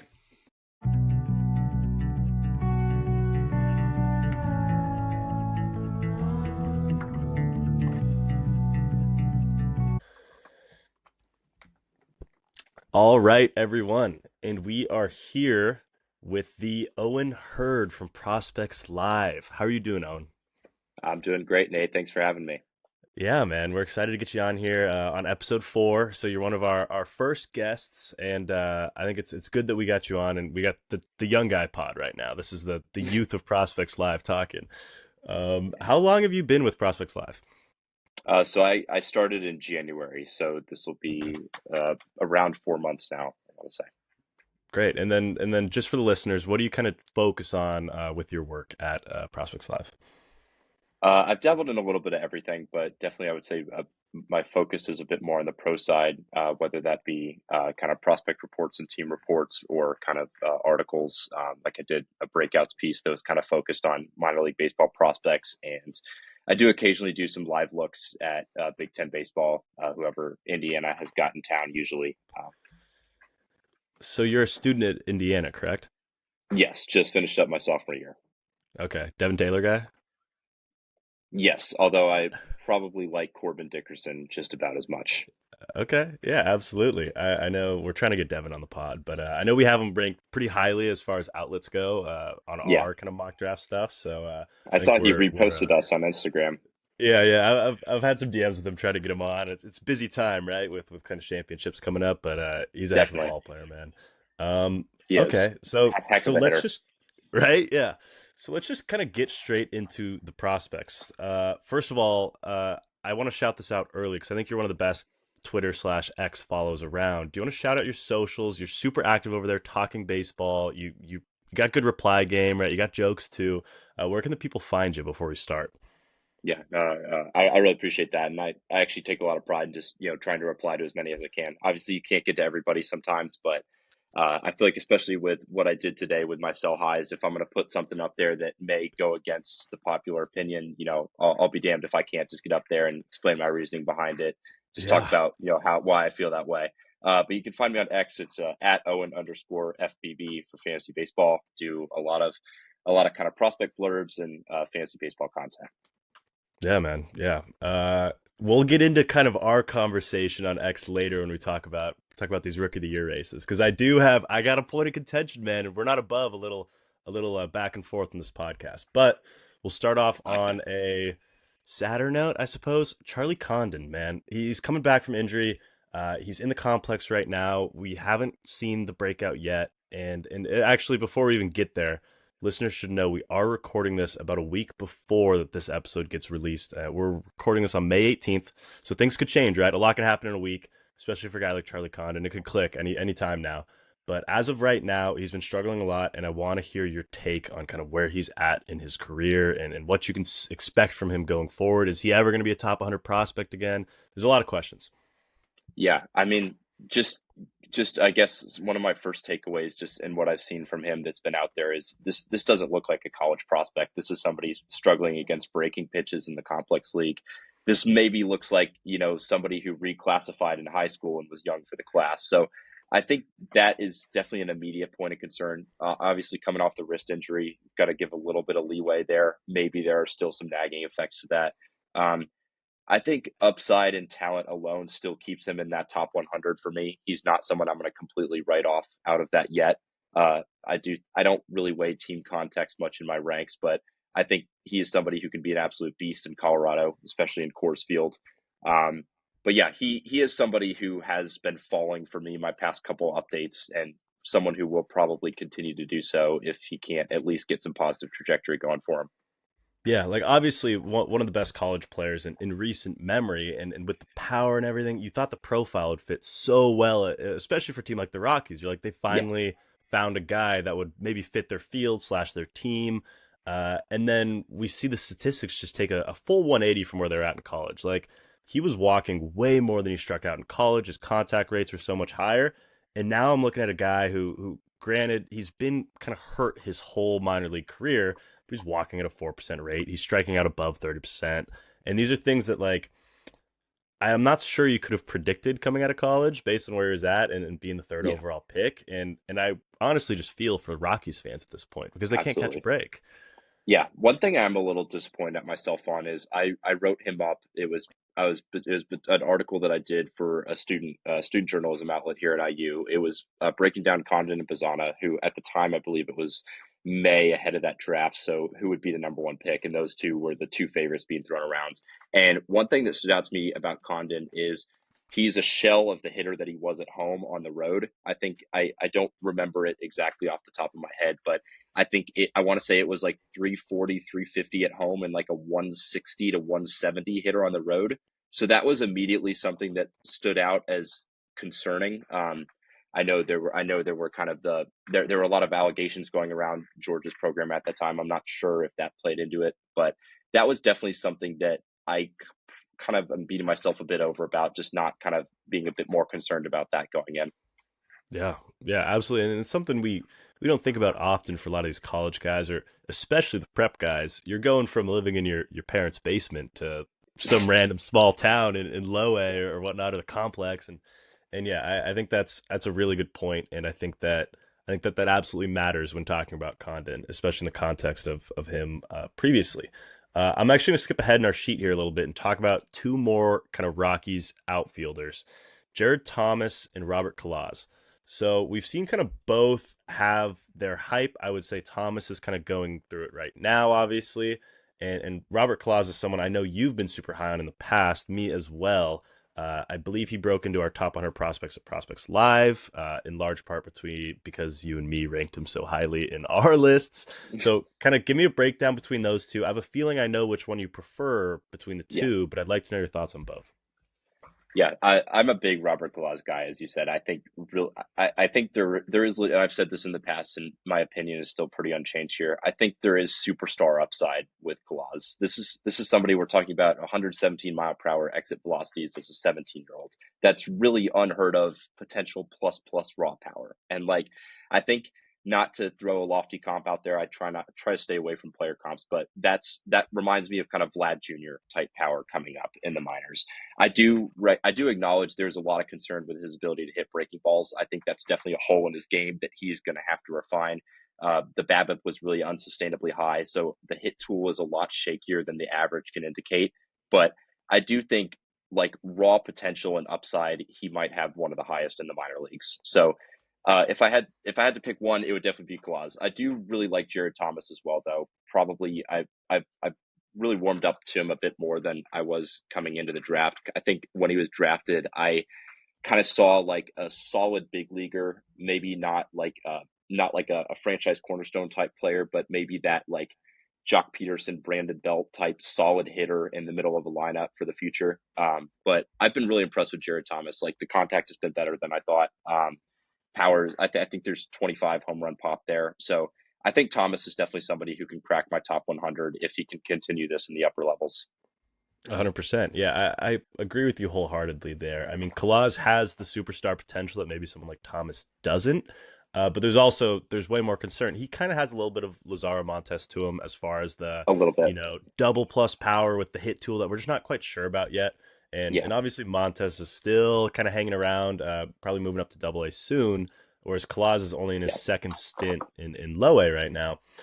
Looking at Jared Thomas, the strikeout rate's high, obviously, but the power's good. The BABIP's high too. I think it's exciting for Rockies fans to know that even if like only 2 out of 3 or 2 out of 4 of these kind of young outfield prospects pan out, that they'll kind of have a complete complete outfield in the future, hopefully if Doyle sticks around, but who knows what the Rockies will do, right? Yeah, I like the Montez comp now that you bring it up. One thing that I do think gets a little underrated about Claus is he moves extremely well for his size. It's a lot Obviously, smaller than Montez. yeah, obviously that's not really an indicator of, the player he's going to be going forward. There's still some physical production there. He is a long way away from the big leagues, but I do think this is somebody who can still be a serviceable defender, whereas Montez, I think you're looking at a DH, maybe occasional 1 to 2 days at first base prospect. So I do think that I do think that Kalaz is the more athletic of the two, and I would, it's tough to just this is more of a dart throw than anything, but I don't think really double digit stolen bases is out of the potential. He is very athletic, moves well for his size. I think he's like 6'8", 245. He's a freakish athlete. 100%. Yeah. And looking at Kalaz too, like you mentioned, the BABIP has regressed back to kind of averages this year, and he's hitting for way more power. I mean, the ISO's up, even though it was already in the mid 200s last year.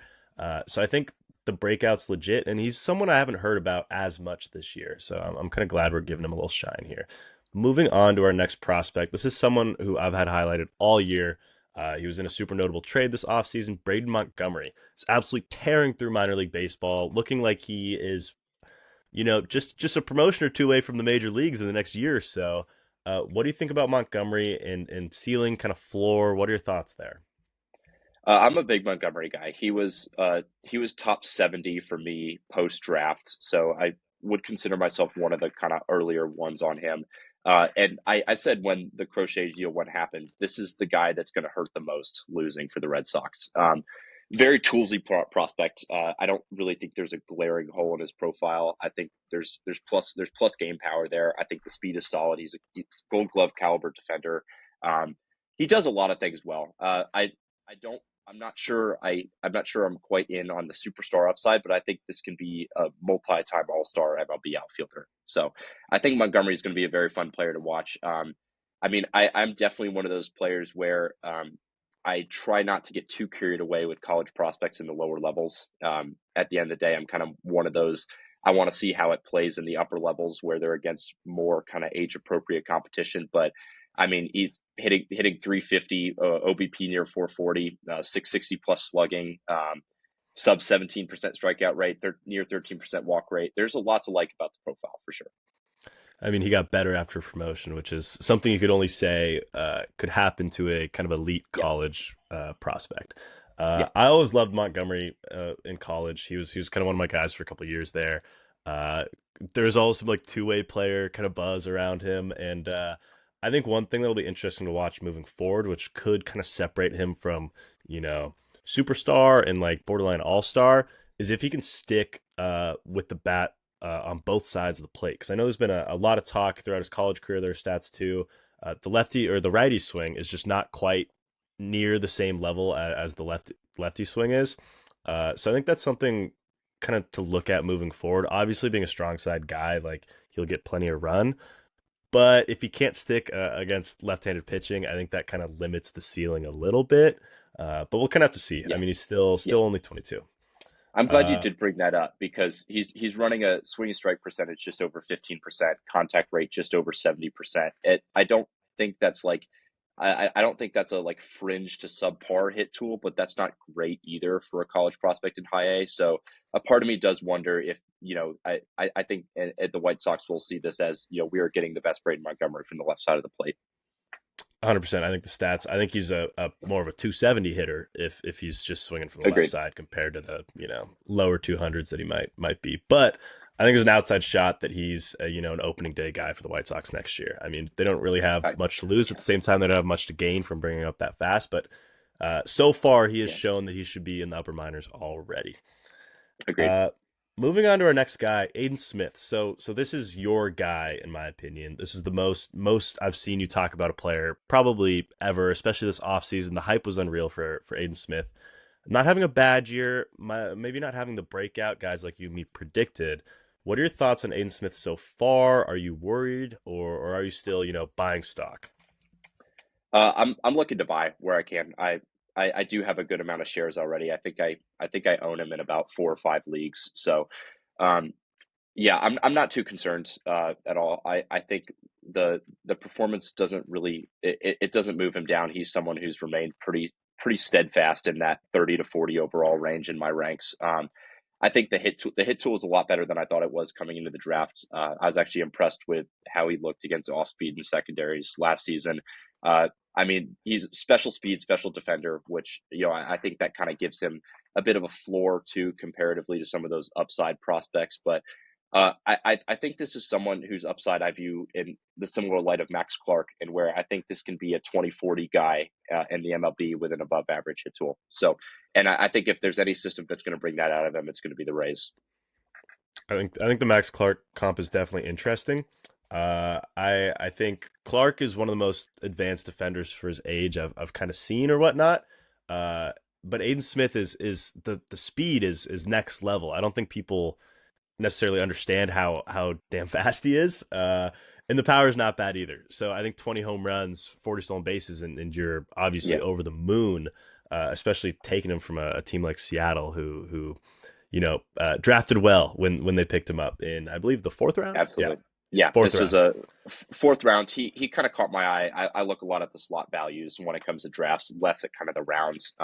I kind of have the philosophy when it comes to drafts as teams put their money where their mouths are when it comes to talent, not really so much where they're drafted. But yeah, I'm a big Aiden Smith guy. I've gotten some pushback for having him so high before, but I'm a big believer in kind of sticking with your guys. And there's prospect development isn't always going to be linear. There's going to be some rough patches for hitters. Like I remember talking about this in a Discord the other day, and I brought up Jordan Lawler, who first half of 2023 was like non-existent at the plate. Like I think he was hitting like 170 or something in Double-A.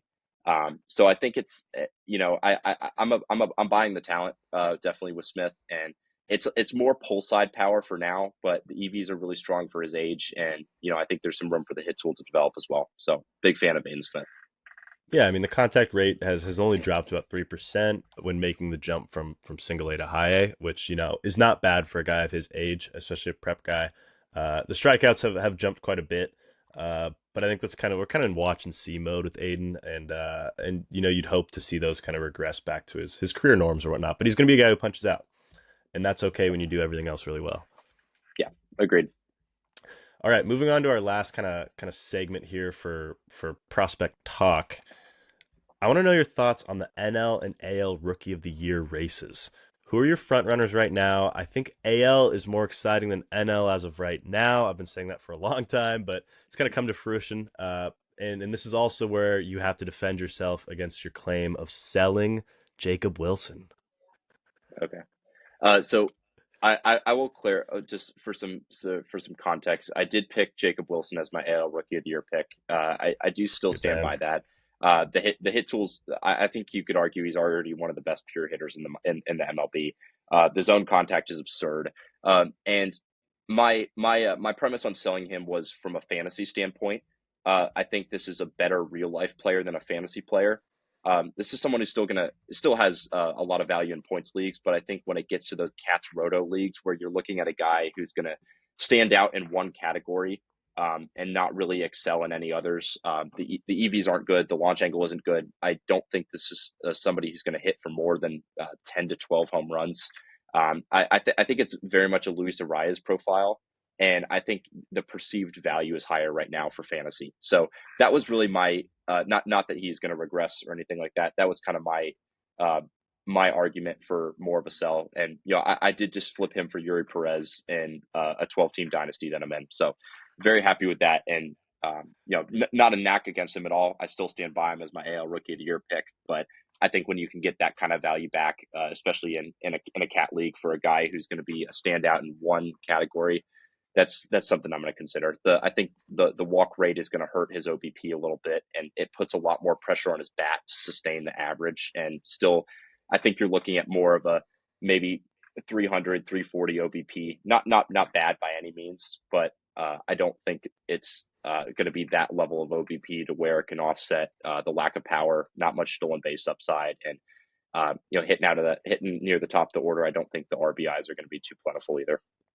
100%. And I think it's an interesting kind of point you made there, because when I think of award voting in MLB, I think of old guys voting based on like things like batting average, and they don't care as much about the home runs. They care about like these old school statistics or whatnot. Jacob Wilson doesn't strike out. He should be the rookie of the year, right? And this is actually super reflective. I got the kind of the odds pulled up here. So Jacob Wilson's your favorite in the AL by a large margin over Christian Campbell and Jason Dominguez. Kind of funny. Tomoyuki Sugano is actually your fourth right now in the AL.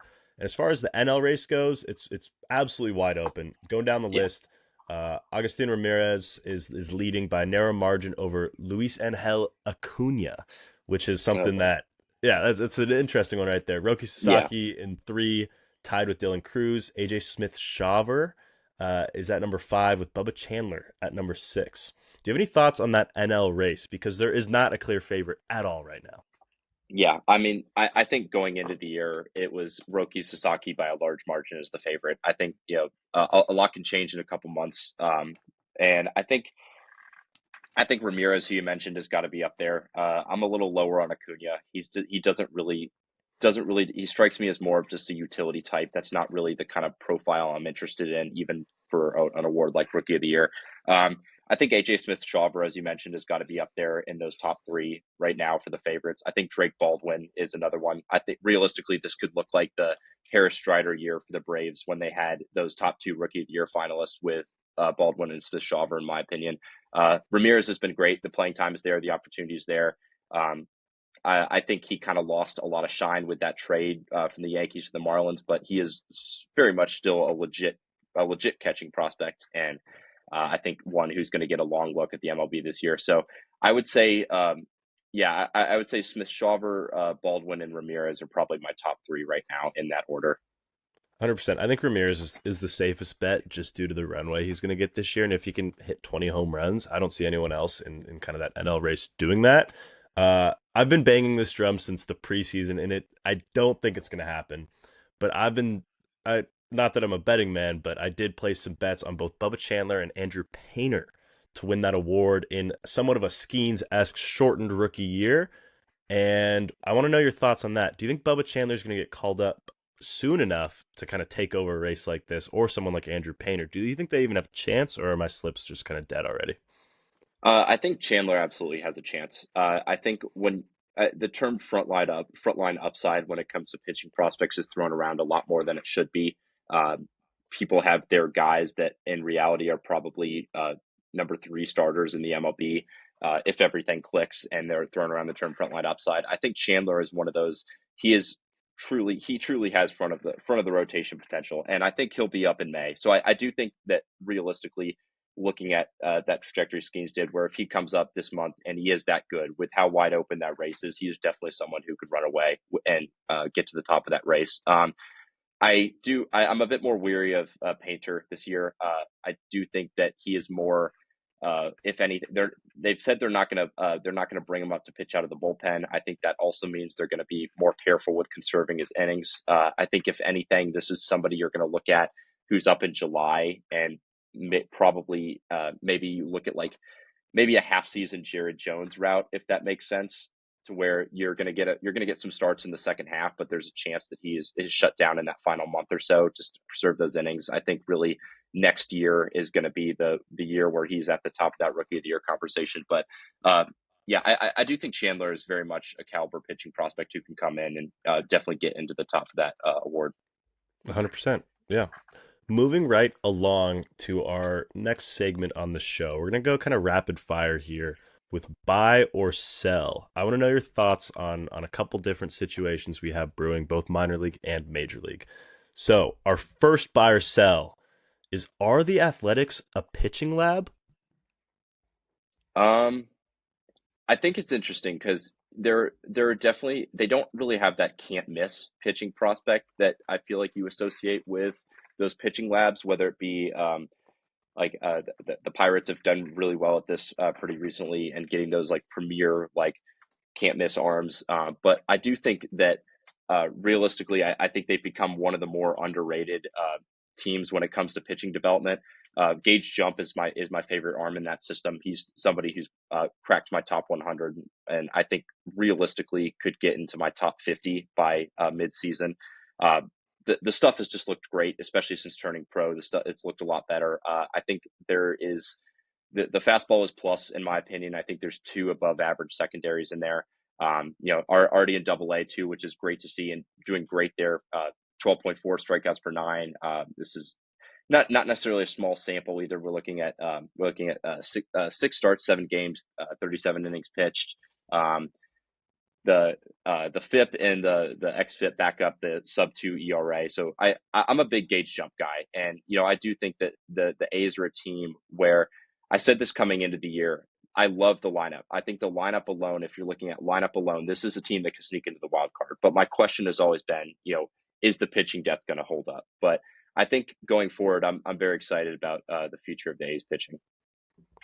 I think that's well put right there. I don't think that they could necessarily be considered a pitching lab just because we haven't quite seen it yet. I think maybe in 3 years, if they develop these guys like they could, then sure. But I think they're super exciting, and they have drummed up excitement from absolutely nothing, and I think that deserves all the praise in the world. Our next buy or sell is going to be, is Coby Mayo a quad A player? I just got to say, like, I kind of hate how much X or Twitter or whatever we're calling it nowadays just will throw the book on prospects. We're looking at a guy who played in 17 MLB games last season upon his MLB debut.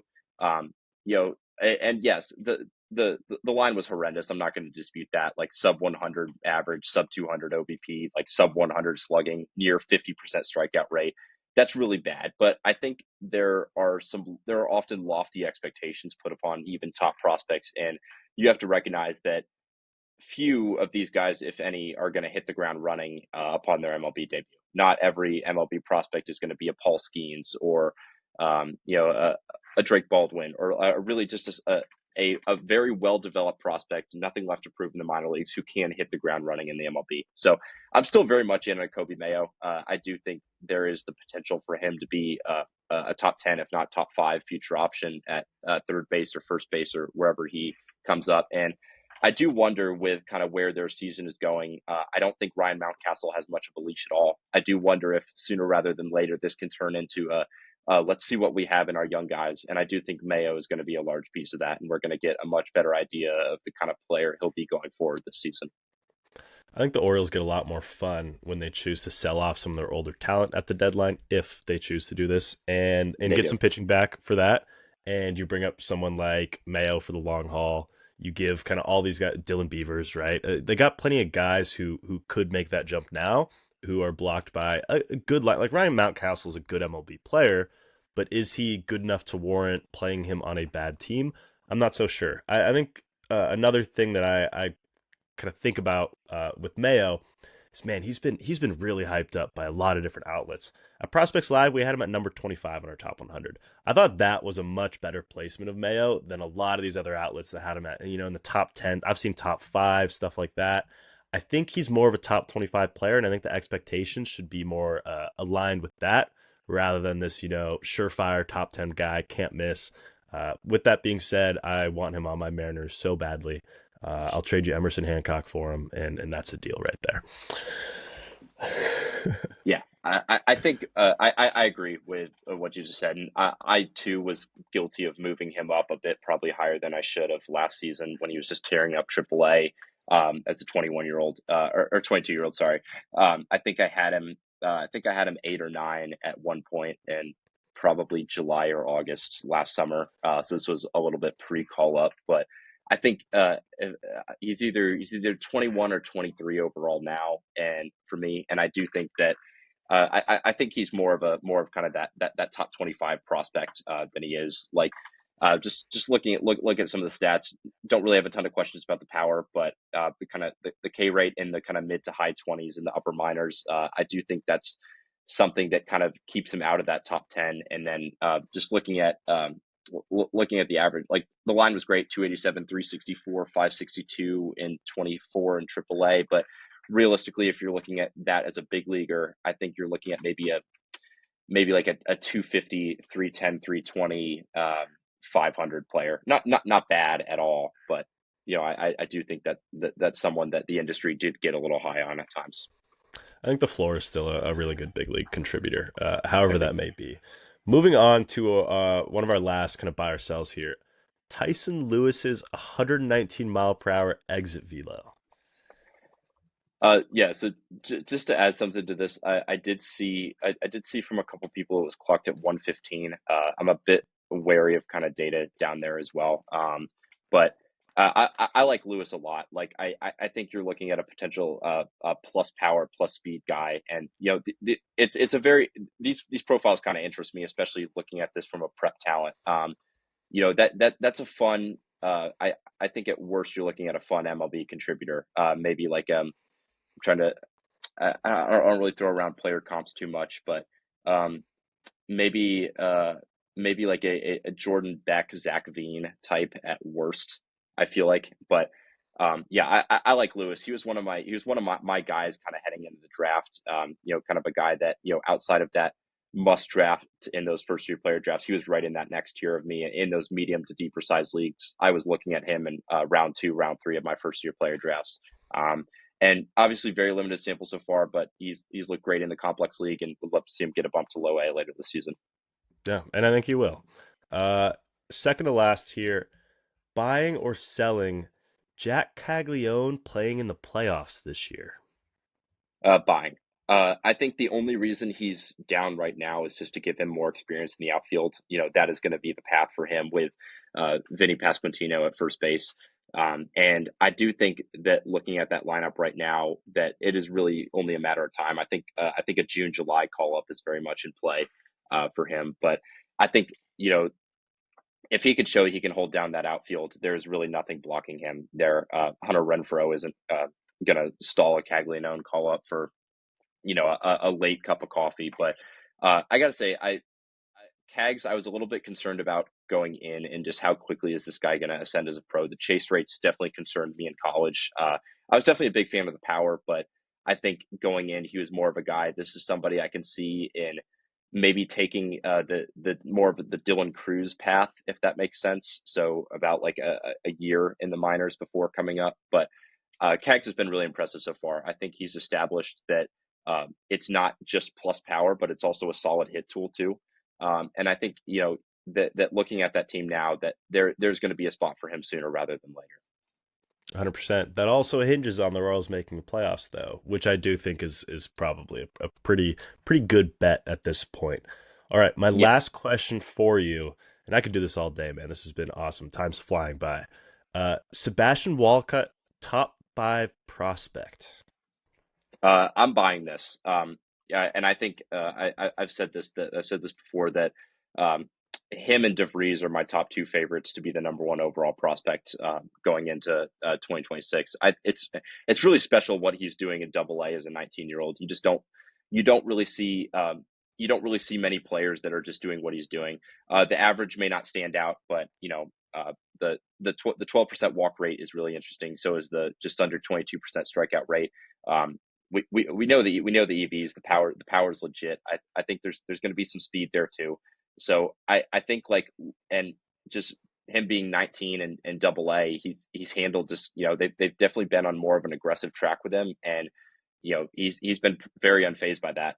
I do think that people get a little aggressive with the timeline. I don't think this is somebody you're going to see even early 2026. I think this is more of a mid 2026 call up guy.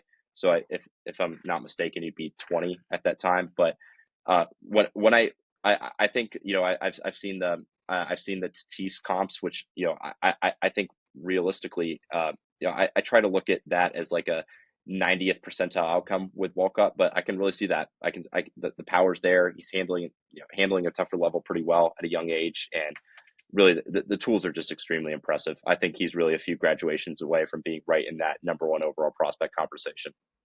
100%. I agree with you with pretty much everything you said. So I appreciate talking ball with a like-minded individual. And anything else you got before we take off here, Owen? I'm trying to think of something I have going on now. Yeah, one more guy I would like to talk about. This is a guy, you know, I liked a lot coming in, but Mike Sirota with the Dodgers has been just raking in A and high A so far this season. This was I viewed Sirota as a first round talent. I think the kind of slow start in 24 kind of hindered that, but he's been great so far. And I think really a push to the upper level, to the upper minors is it's only been a couple games in high A, but I think this can be maybe a 25-25 guy for the Dodgers. And I really like Mike Sirota. This is somebody I think is pushing top 100, if not there already. And I think this could very well turn into the next top guy in their farm system. Another Dodgers fleece, man. You hate to see it. The rich get richer, but how do they keep getting away with it? I don't get it, man. Yeah, and they got a comp pick for Gavin Lux. It's insane. Yeah, a guy who probably wasn't even going to make their roster, if we're being honest. Yep. I don't get it either, but I guess that's why they make the big bucks and we don't. But I appreciate you so much for coming on, Owen. We'll have to do this again. This has been awesome. Kind of picking your brain about some prospects here. So thank you so much for coming on, and we'll see you again soon. Yep, absolutely. Looking forward to it.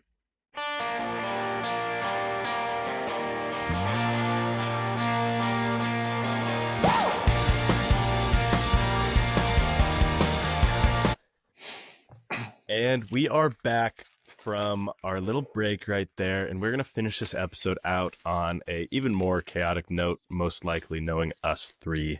And we're going to do a little what's on your mind. And I'm just going to start this because I did not have a good what's on your mind today. So I'm just going to say my tonsils are acting up. I've been having some conversations with my parents, asking them why they didn't get my tonsils out when I was a small child and I would not feel pain, which is my whole thought. As a child, you don't feel pain because I wouldn't remember it. But I'm a chronic tonsillitis, sore throat guy. Happens multiple times a year. I have the largest tonsils around. I will not show you my tonsils on camera. I charge for that. And they are nearly touching at all times in my throat. I have a small airway, and I'm constantly sick, and I'm battling sore throat. I got some tea over here. And I wonder if it is worth getting my tonsils out as an adult. And what I have heard to be is the most painful and worst surgery experience you can have. And I've done my surgeries in last year. I'm not super interested anymore. So if someone at home has a tonsil remedy or something, maybe hit my line in a professional way. But I don't know if you guys have any tonsil thoughts, but if you don't, we can just move on from this. But that's where I'm at right now. I'm tired. My tonsils hurt. Do kids get their tonsils removed? Yeah. Interesting. I didn't know that. My mom was definitely not doing that. My mom was not letting me miss school. My mom made me go to school with pneumonia once. Rhys, yeah. I'm sorry. That's okay. I think I only missed like 3 or 4 days of school my entire life. And one of them I ran cross country and track in high school. And I live in the desert. I had heat stroke. And that was one of the few days my parents let me miss for school. But I've never had my tonsils removed. I don't know what that's like. I also tend to have chronic sore throat. That's it's just not fun. I know exactly what you're talking about. Maybe if there's a 2-for-1 special out there, I will fly out. I won't pay for Nate's flight. He can figure it out. But make sure you do it while you're still on your parents' insurance. That's definitely for sure. That is very smart. Wow, that's very smart. I did have my tonsils out as a child, guys. And all I remember distinctly is that I was very afraid of the anesthesia as a young boy. I mean, everybody. It's surgery. It's a scary thing, especially for a kid. But I remember my parents brought me a stuffed bear that wore glasses like I did as a child. And they told me that the bear also wore glasses. He was a friend. And I remember being really thankful for that bear. And I had it for many, many years. I don't know where it is now. It's probably long gone and somewhere very sad. But I also remember after the surgery, Nate, the doctor encouraged me to eat as much ice cream as I possibly could. Now, granted, now as a hefty individual, did this doctor start me on a path to weight training? I'm going to go with yes. But at the same time, my throat was not nearly as sore because I enjoyed all the ice cream I could eat. So either of you, Rhys, Nate, all the ice cream you could eat is certainly on the table if you have tonsil surgery. Lactose intolerant, so there's nothing in it for me. I'm a sad individual. You're lactose intolerant. Dude, Is this a big deal? Yeah, absolutely. So, Nate, hold on. Nate, I need you to navigate to prospectslive.com really quickly, please. I'm lactose intolerant. I just deal with it. Thank you, Rhys. Thank you. Okay, you're there. I need you to find Drew Wheeler's profile, please. Oh no, I've seen this. Yep. I need you to be there. Okay, can you read after the words "I love"? Can you just read that on the show real quick? I love the Tennessee Volunteers, milk, pitchers, Stop. catchers, and you. Stop. I do love you, Nate. I do love you. Milk. Less now. Milk. Well, no, I love you more because I know that you need the love because you clearly haven't been raised right. I don't know what to say to you right now. It's a sad No, I don't life. like milk. I don't like milk. I'm gonna come out there and say it. I don't like milk. I like all the alternative milks. I'm an oat milk guy. So water, you like water? But like milk. We didn't grow up with milk. Like that was not a thing. Like my mom didn't have milk in the house. I'm glad you two are such well-rounded adults after the horrid childhood you clearly had. That's a polite way to say what I'm thinking. It's a recent development for me. It happened in college, and I used to be an ice cream every night kind of guy. Now I just sit here and cry. I don't know. There's just nothing. I haven't had ice cream in years at this point. Gotta we can see if Prospects Live, we can get a Ninja Creamy for all of us. I've been wanting one really bad. As Drew knows, I'm thinking about using my stadium payout. Hey, if Ninja wants to sponsor. There you go, Ninja.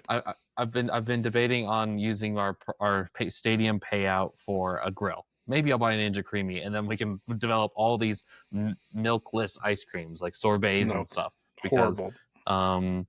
I'm with you. Like, although they do make some good non-dairy ice cream out there, Nate. The Ben and Jerry's non-dairy is a sad attempt at ice cream, in my opinion. And once you go from ice cream to non-ice cream, it's just not the same. And maybe in 10 years I'll forget, but it used to be good until they switched to this oat milk formula nonsense. It used to be sunflower butter, which was fantastic. Now it's oat milk, and it's garbage and disgusting and deplorable.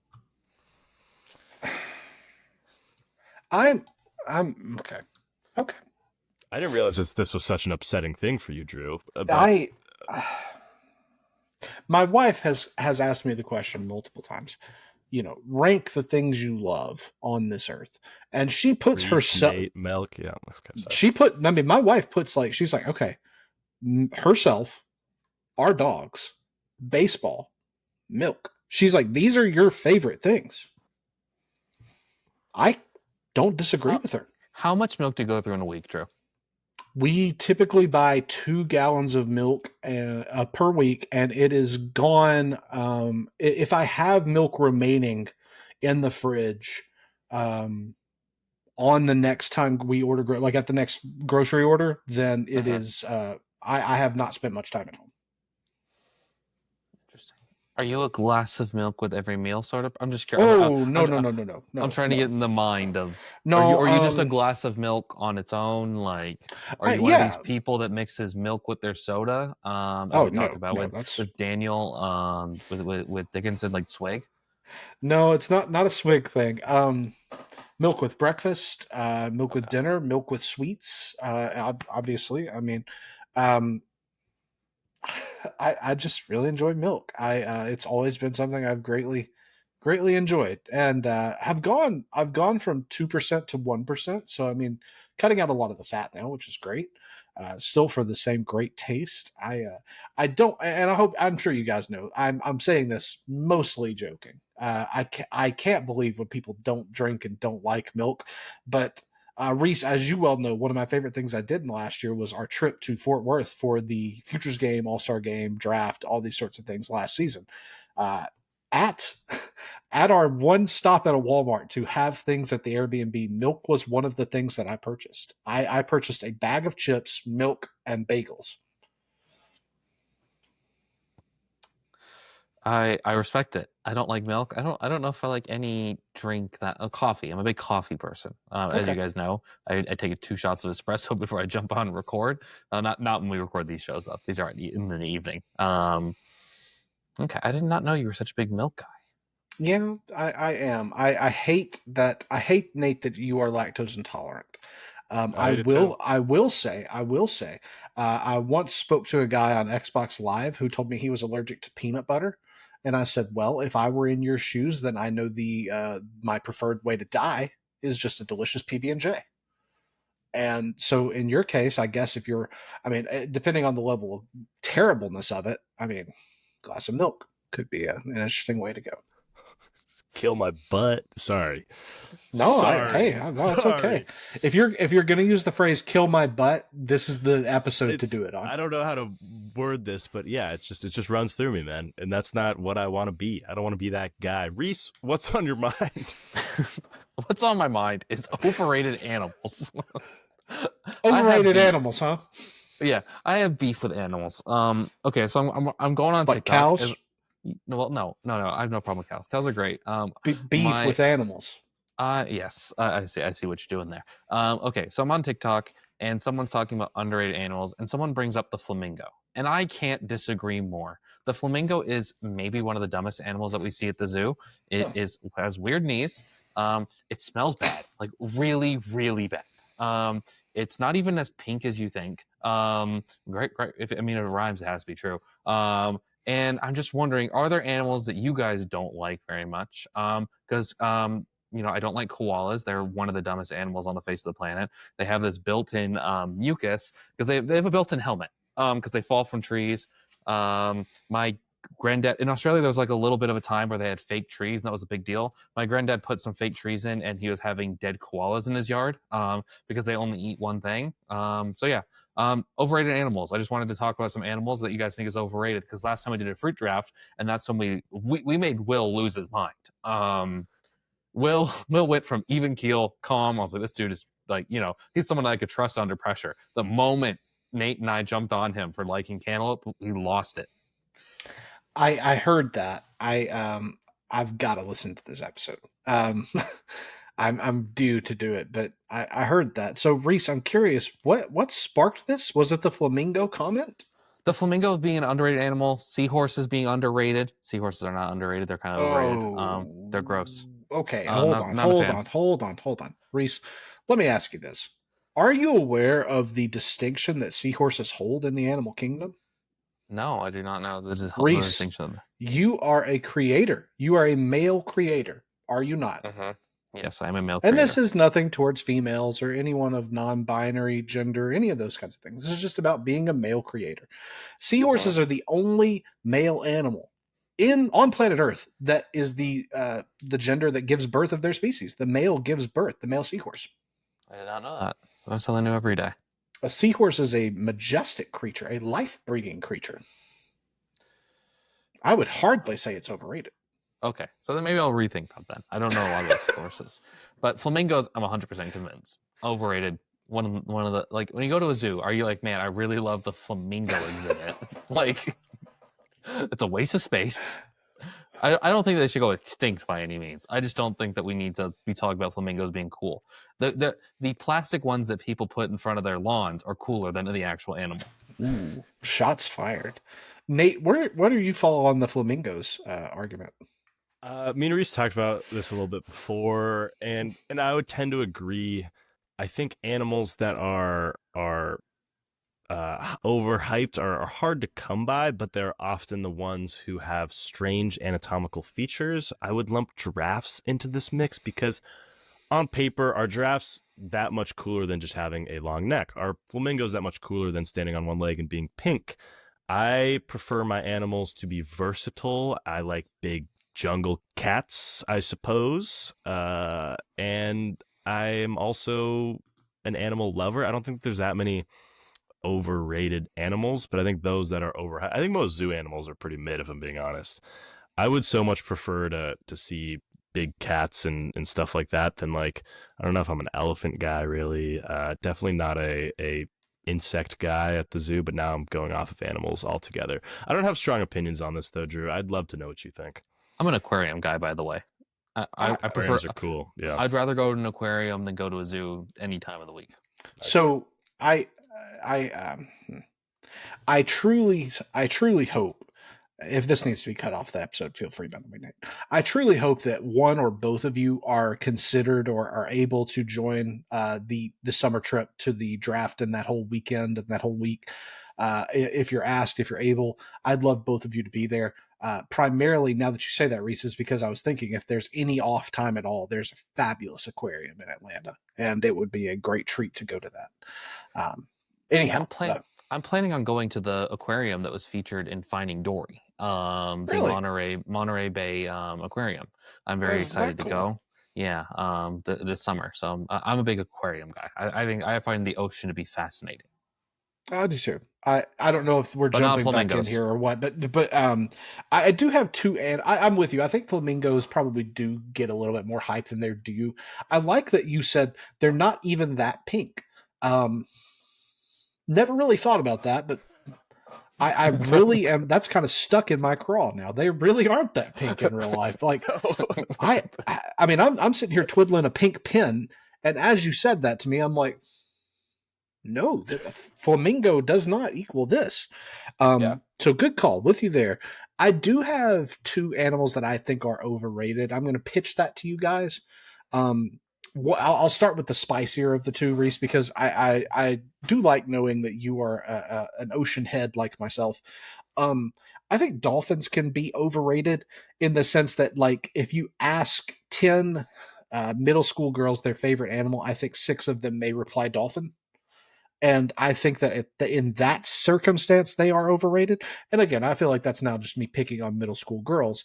I just think dolphins are kind of plugged a little more than they should be. I think sharks are cool. I think seahorses are cool, clearly. I just think there's a lot more aquatic creatures that could get some of the love that dolphins get. But the one that I really jump into kind of being super overrated is another one that people say is their favorite animal. And I don't know. Horses? Why? Horses. Thank you. Why? I'm not a horse guy. Nate, you've got a fun look on your face. I'm curious what's going through the brain right now. Horses are awesome, man. I think horses are one of the... Spill it. Help me. Look, put me on the horse board. As a man who loves Red Dead Redemption 2, as you guys know, I think horses are awesome. And I think transportation by horse is an underrated method. Not saying I do that often, but I think horses are one of the more cool animals you could own because you can ride it. How many animals can you truthfully ride? Tell me that, guys. I think the thought of riding an animal is great. You can't ride a giraffe. You can't ride an elephant. It would be cool if you could. You could ride an elephant. You could ride a giraffe. Do you want to go try that, Drew? What's going to happen? I'd love to try to ride an elephant. If, like, seriously, Nate, imagine you could tell somebody one day, had a friend, Drew Wheeler, died because he tried to ride an elephant. Awesome. It's a great way to go, honestly, but it's not happening. No miserably painful. Rhinoceros, again, wouldn't want to ride it. What a tough guy. Hippopotamus, he would eat my entire body in one gulp, but you could ride a hippopotamus. That would be sick. Anyway, I see what you're saying. I think horses, maybe I'm just sick of them being a generic one-note answer, but by that same token, someone could say dogs are overrated. I will kill those people. I will stab them. That for legal purposes, that is a joke. But I mean, by that same standard, you could say dogs are overrated. But anyway, horses, I guess I see your point, Nate. I will redact them being overrated. I will redact dolphins being overrated, but I think that those are just generic favorite animals. I also, guys, I have an animal I'm very afraid of. I have an animal I'm deathly afraid of. I will not tell it because I don't trust either of you not to abuse this information, and I certainly don't trust the wide open internet to abuse that information. But just know that there are animals I find overrated because they horrify me as well. Hold on, Drew. We'll cut this part right here. I want to know this animal. We'll cut. I do not trust you to when the recording is done, I will consider telling you. Okay, is this animal something that other people are afraid of this animal? Are we talking like a snake situation? Rhys, I don't know, because searching if other people are afraid of it would put visuals of this on my devices, and I don't want that. Okay.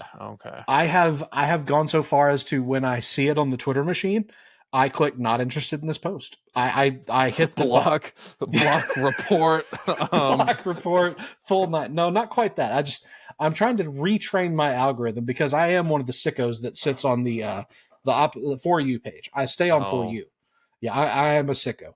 So anyway, if you don't mind, I'd love to get off of this terrible topic and tell you guys what's on my mind if you'd have me. Please do. Okay. If you both would, please kindly direct yourselves to the link that I've posted in the chat here on the format, and I'd love it if both of you could listen to this. I know that the audio won't be played here because of copyright purposes, but do you want to pause this? So again, it is to avoid explicit copyright content. Yeah, we'll resume. We'll come back after the audio has played. But if you're curious at home, listen to "Uniform On" from the unauthorized Bash Brothers Experience by the Lonely Island. We'll be right back. But Nate, yeah, go ahead and play that. So this, okay. I'm going to assume that everyone's back with us. My community gated because I don't strike so out. I don't strike out. So I'm assuming that we're all back here. The listeners or the listeners and viewers have rejoined us. This is a Netflix special, maybe 35, 40 minutes long that The Lonely Island produced in 2020, if I'm not mistaken, where they, again, rap from the perspectives of Jose Canseco and Mark McGuire. The first song in the whole performance is them talking about, like, we flew too close to the sun, our wings burned. And like just talking about like all the things to come. And then it's like an interview and they're like, everybody across the sport knows who you are, but just in case, let's introduce yourselves. And so, Andy Samberg is playing Jose Canseco and he's just like, oh, okay. They call me Jose. And then it cuts to Jorma and he's just like, and I'm Mark. Jose. Guys, I cannot more further recommend any piece of film, movie, music, goofiness than the unauthorized Bash Brothers Experience. It makes me laugh all the time. They are in constant repeat. Let's Bash is a fabulous song. Oakland Nights features Sia. That one, Uniform On. It's I truly love it. I need your opinions. I feel drunk.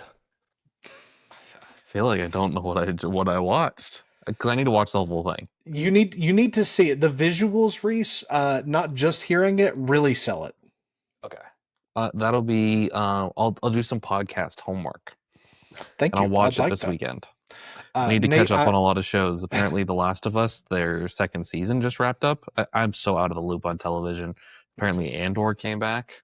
Bob's Burgers returned on Sunday. The new episode was fabulous. Oh. It was fabulous. Nathan, I'm curious, my brother, what's your thought on the unauthorized Bash Brothers Experience?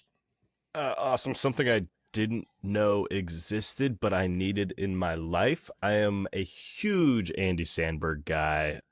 Everything he does, I think, is gold. Pop Star, the movie, is one of the funniest parody movies I've ever seen. So this seems right up my alley, and I'm so glad you've introduced it. I think there's some bars that are just unforgettable that we cannot say on this podcast, despite towing the line between PG-13 and PG all episode. You certainly could not say them now, but this is you said this is a Netflix show special? Yeah, it's like a Netflix special.